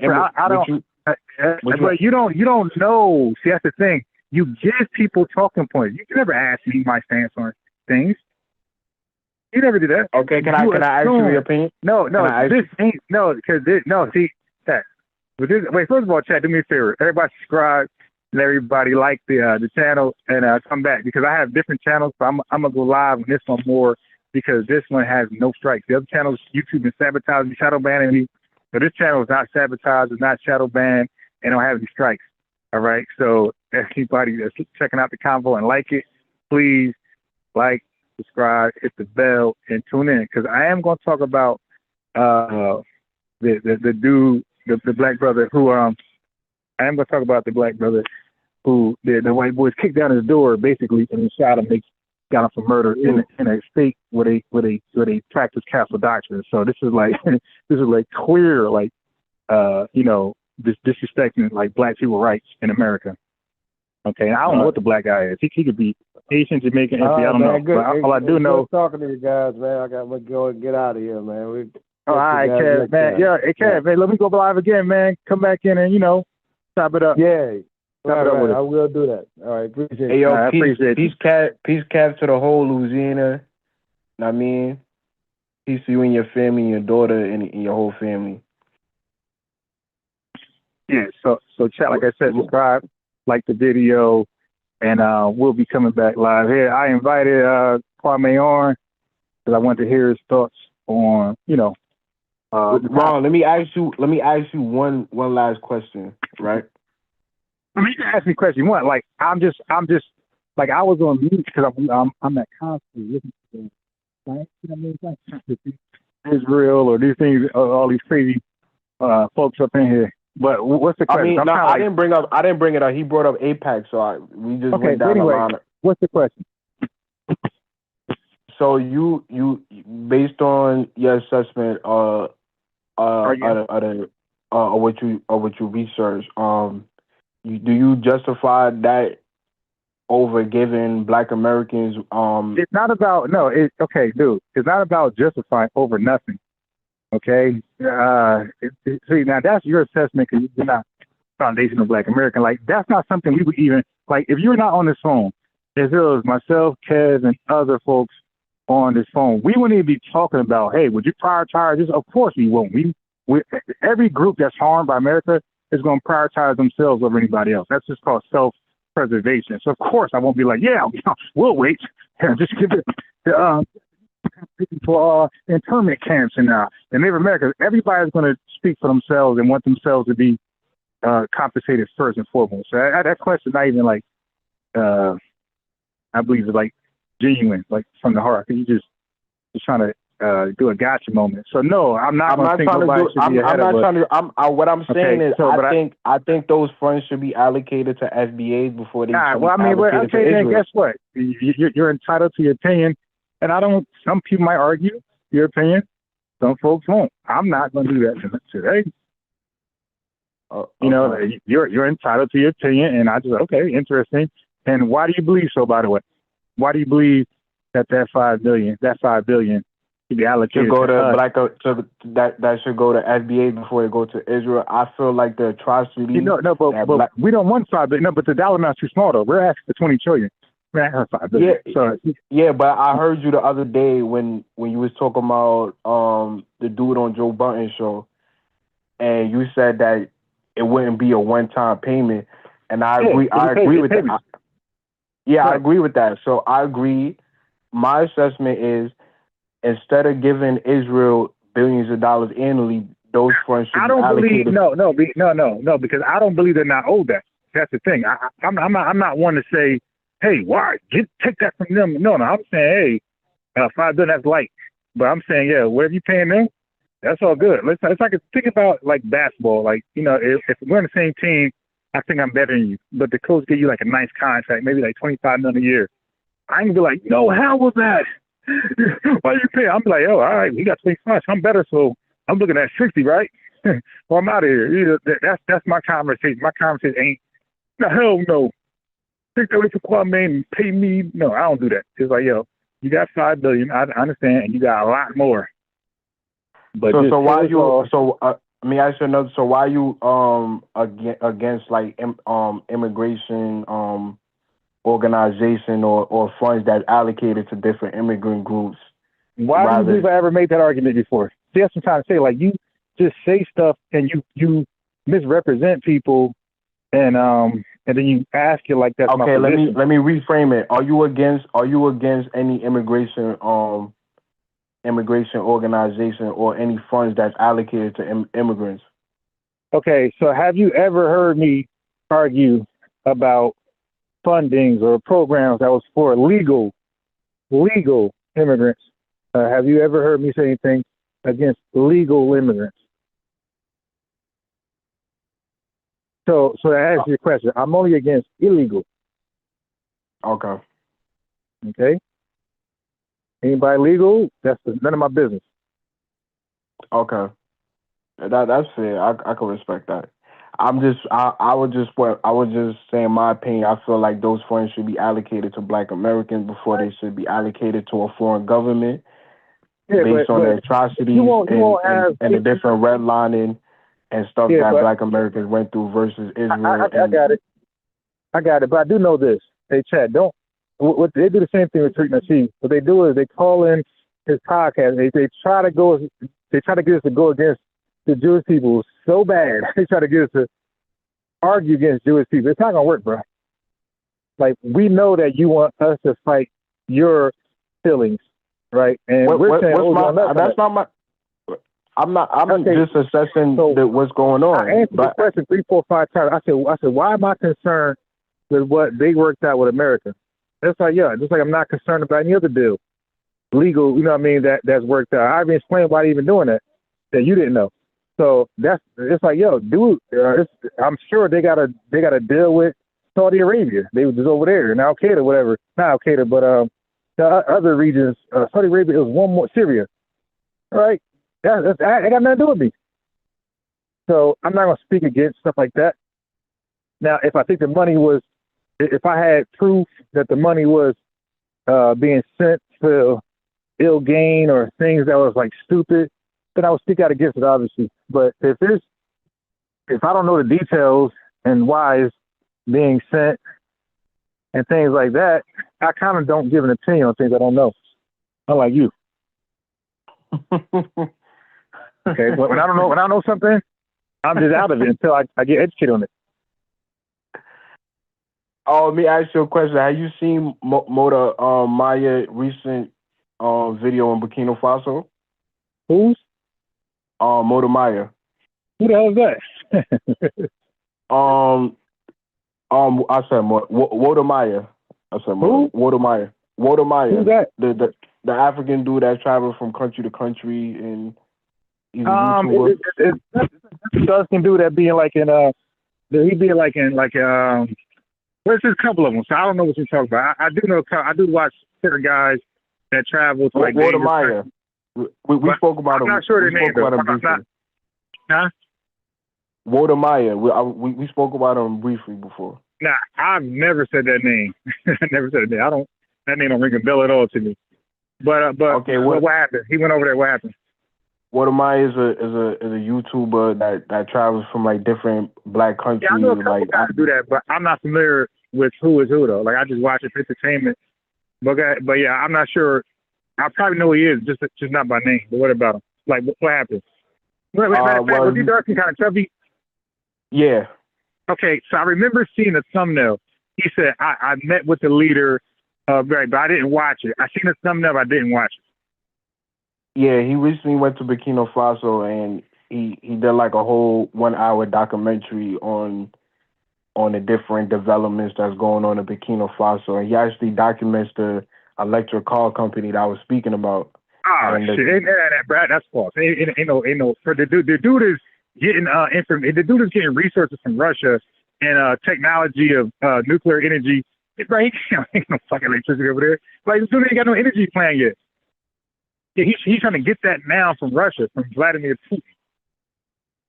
What I'm saying is he documents the tomato factories and different stuff that people was out of. They're setting, bro. This is a futuristic thing that they plan to do in the future. They're not doing none of that shit right now. nowhere close. You sure? Like, bro, you sure about that? They can't even, if you haven't watched, it's pseudo. It's pseudo because we already looked this stuff up. It don't exist. It's pseudo. You were wrong. He's lying. Whatever you got going on, that means. Right? Look, whatever he's looking at is documented. Right? There's no secrets. Or it's a secret plant in Burkina Faso. The world, the French was the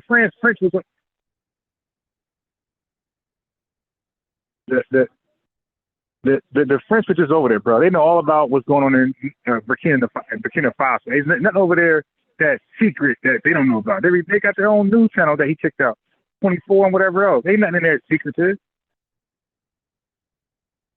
And that's how America know about what's over there. It's the French news and reporting things. I think maybe you should check out the documentary. I'm good. I don't know. No, that's the thing, brother. You watch documentaries. I don't. I read. Okay, you can't. You read. You read. You don't watch documentaries. Documentaries ain't based on truth. There's many documentaries in America. There's many documentaries in America is based off fake news. Like Plandemic was a fucking goofball show.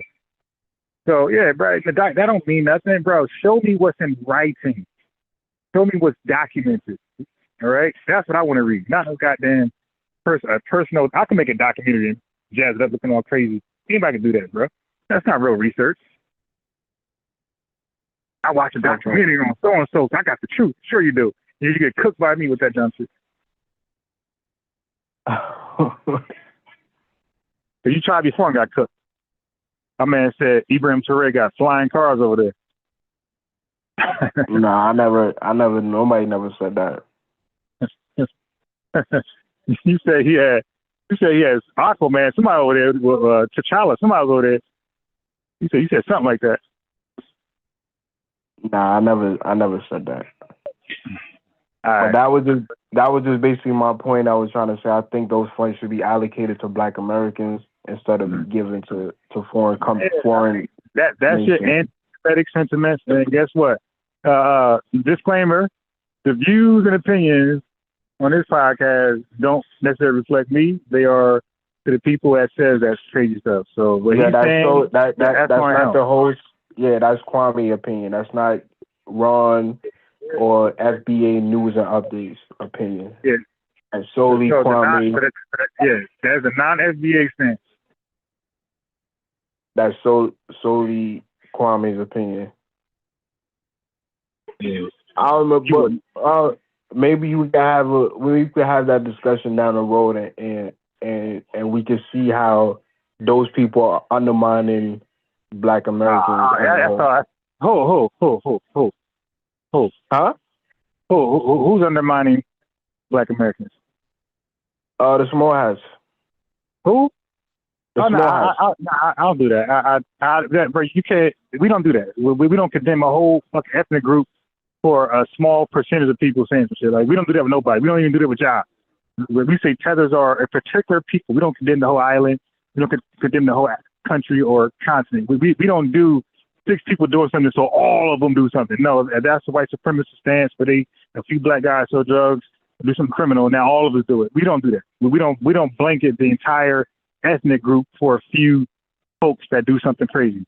We don't do that. So I don't. Right. If three small hats did something, fine. But I'm not condemning the entire ethnic group for 3, 4, 5, 10 people. I'm not doing that. So why do you want to delineate from Africa? Okay, bro. Delineate. Now look, hey, chat. I'm not gonna answer that.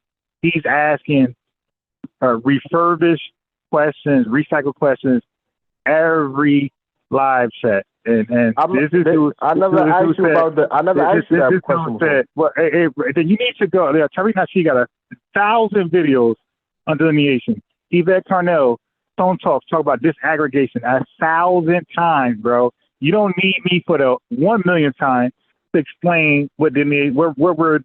First of all, do you know what delineation even means? What does it mean to delineate? Ron, I consider you one of the leaders. Okay, I got. Well, I'm gonna have leaders, but let me ask you this. What I'm just a member of an ethnic group. Let me ask you this: what does delineate even mean? To separate. It means to draw a line, bro. The line. It means to draw a line. Everybody in the world every ethnic group in the world drew a line. That's why you're from Jamaica, right? Yeah. Are you the same as Trinidadian? From Trinidad? In some senses, yeah. I don't draw the line. So then, wait. Do they call themselves Trinidadians? Yes or no? What you said? Jamaicans. Do Jamaicans call themselves Trinidadians? No, but we all consider ourselves No. It's another play. I asked by African. Asked about Jamaica. You don't. You play some Jamaican. You don't play some African. You play some Jamaican. So I consider myself Jamaican, African first before I'm Jamaican. Yeah, but no. I never. First of all, why? Dude, the country is called Jamaica. It's not called Africa.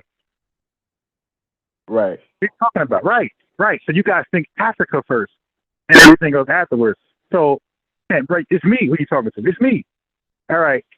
So, family watching, that means they drew a line. We are these people, and everybody who like us are the other people.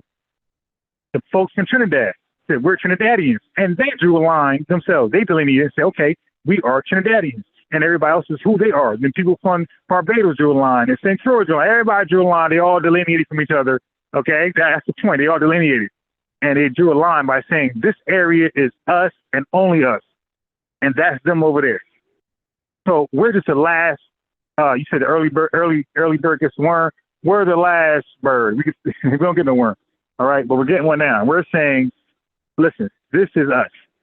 We're drawing our line now. And now the world and tethers like you got a problem with us carving something out for ourselves when your homeland did it for themselves and everybody else. The white man, he said from Africa. This dude said from Africa, chat. He said Africa. This just drawing a line for every human being. Not Africa. It's for everybody to know we are FBA, ADOS, whoever, and whoever y'all want to be, that's fine. But we are this. And this is what we want to be identified as. That's what it means to delineate or draw a line. This is who we are. We're not that or this or what you said before, this, that. We're not that. We're this. That's what draw a line is. We're saying we're this. Exclusive from everybody else. I don't really have a problem with it. You feel me? I feel like Black Americans already have their own culture that's specific for them, that they already have, like hip hop, jazz, or. No, but what's that got to do with what does that do with an ethnic identifier? Okay, dude, you're not even speaking to what I just said. Everybody has a unique, exclusive ethnic identifier. You just said you're Jamaican and your brethren in the same country is something different. Okay, that means you have your exclusive ethnic identifier, and when you draw that line, it's called a border. The person on the other side of the border got their own ethnic identifier. As Trinidad. So you don't feel Black American, the term Black American or African American wasn't designated for the people that went who called it? America? Okay, who called it? Wait, first of all, let me ask you something stupid. Who called Haiti Haiti? Was it the white man or was it the Haitians themselves? The Haitians, they named the country. Okay, yeah. Okay, now Jamaica. Now people call themselves Jamaicans. Was it the British called Jamaica, or did Jamaicans call themselves Jamaicans? I'm quite sure Jamaicans call themselves Jamaicans. So who called us what you just said we were? Jesse Jackson and other FBAs. No. We were called other things. Okay, Jesse Jackson had an idea, and we took that because it was better than being called colored Negro. Okay, and that was an exclusive identifier for that time. But then tethers like you came over here, and you started calling yourself African American. I never called myself African American. Hold on a second.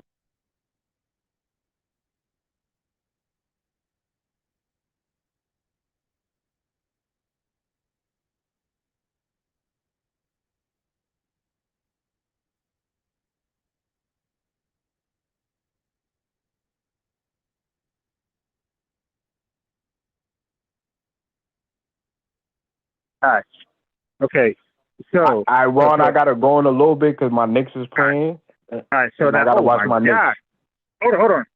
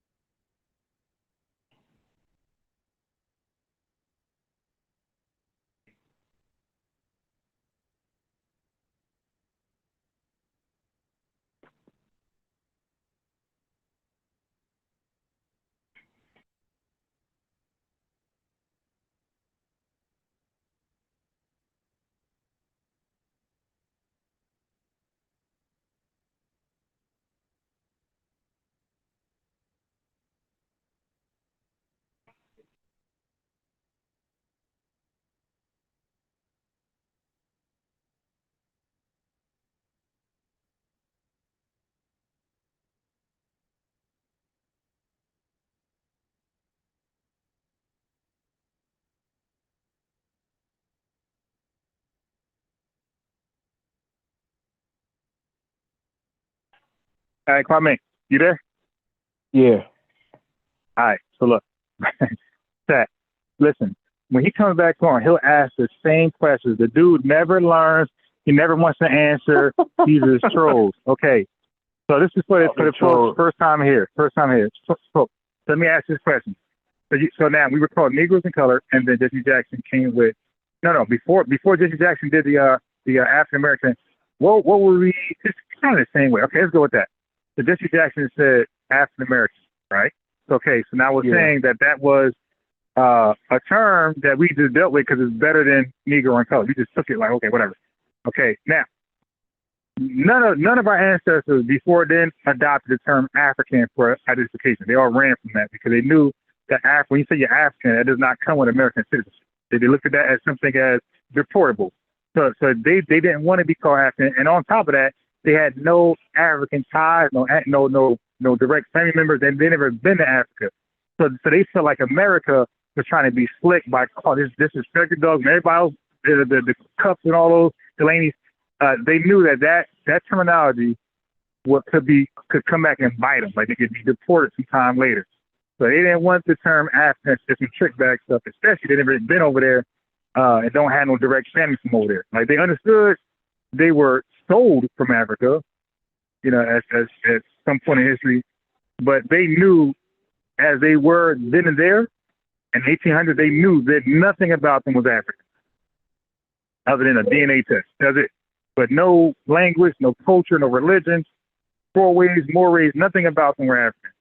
So when Jesse Jackson said African American, just fast forward, we just, and by the way, a lot of us didn't even take that terminology. That was like on applications and things like that, but none of us said, I'm African American. We said we were black. That's something he won't know. We call ourselves black. I ain't never said I'm African American. And the bulk of us can testify to that. You can have them come on. Who the hell said they're African American? That was on applications. That was like our legal documentation. That was nothing like, we didn't fight against it, but we didn't collectively embrace it either. So for the first time. So maybe you should just call yourself Foundational American. Yeah, well, we don't use that term. I'm saying because under U.S. law, black just denounced you. Well, now we don't trust you. First of all, you're non-FBA, and then you're a tether because you undermine it every chance you get. Okay, so no. How am I undermining FBAs? I got it. I gotta explain that. That's obvious. But we don't gotta keep going over that with you, bro. There's so many calls that we had with this dude that you guys can go back. His name is in the title for most of them. You can go back and see our conversation and see he asked these questions 1,000 times and got cooked. Okay, so I just want to say that. So yeah, so that's it on that. African American, something given to us. That was not a poll. There was no poll. Right now, for the first time in history, there's like a poll. Like we're actually deciding. You got some folks saying American freedmen. You got some folks saying African American. You got some folks saying Foundation Black American, ADOS. You got different things thrown out there, and we're grabbing straws. So yeah, so now we're calling ourselves something. We're not letting one person, two people. This is a collective identification thing that we're doing. No respect, brother. Yeah, I have no pushback on that. Okay, thank you. If you feel like you had no connection to Africa, stuff, things like that. Thank you. Wait, you gotta go outside. Wait, say that again, brother. I said, if that's what you feel, you have no connection to Africa. I haven't. You feel me? That's your sentiment. I have no problem with that. But I'm gonna listen in the chat because I'm about to watch my Knicks play. So I'm gonna listen. I'm about to hop off too because I'm in Costco. So chat. We love you guys for sitting around this long, tolerating Kwame. But next time, Kwame, I'm gonna have some neutral topics, bro. Everything gonna be this right here, bro. So I want to hear your opinions on neutral topics. All right. Right. Whenever I'll check out when you live and tap in. Yeah. And I'll tell some other people. Everything gonna be FBA controversial. Some things is gonna be just regular stuff. Regular, like that last police. Like like the guy that defended himself, Castle Doctor, shot those kids, bang on his door. I don't know what he is. He could be Caribbean, African, FBA. I don't care. They're wrong. My receipt in my pocket. Oh, you give it to me. Yeah, You just told let me know. Let me know. It's a couple Right, you didn't brothers get- from. You did not. Say that again? I said, let me know. It's a couple Okay. FBA Yeah. brothers that want to tap in with other FBAs. I got you. Yo. Oh, I thought you gave it to me. Yeah, that same dude that you talked about, Malcolm X, that guy wants to talk to you. Which one? You talking about BSIA? Or You remember Focus? Remember he was justifying the Malcolm X conversation? Remember that? oh yeah. Yeah. So now look, we got cooked him on that topic, but we're gonna talk about something else before that. Okay. I just let me know, or just put it ahead of time so I could tell some brothers from the FBA community that I'm tapped in with, and I'll let them know about your channel and when you live and stuff like that. Yeah. So we got to cook him on that. Yeah, he was mad at me, man. I took over. I cooked him. So but you got to defend yourself, though. All right. Yeah, you need to go back and watch that live, bro. And look what it's called. You don't know the live it is. Go ahead and watch that. Because I played video. Send me the title because I wanted to review. Go through this. You'll see it. It says. Matter of fact, I'm gonna send it to you. Well, I'm gonna text it to you. Yeah. All right. Appreciate it. Be safe out there. Know what I mean, where you at, and know what I mean, make it back. And know what I mean, I hope you enjoy your day. I hope you rooting for the Knicks because you from Jersey, and know what I mean. I appreciate the live. Oh yes, sir. Thanks for pulling up. Peace. All right. Thank you. Thank you. All right. Peace. I gotta hang up the phone and then end the live from other phone. Family, like I said, subscribe, like, tune in. We'll probably be live. What time is it? Take the game on. I'm probably not going live tonight, but tomorrow morning, maybe early morning. And check out the videos already on the channel.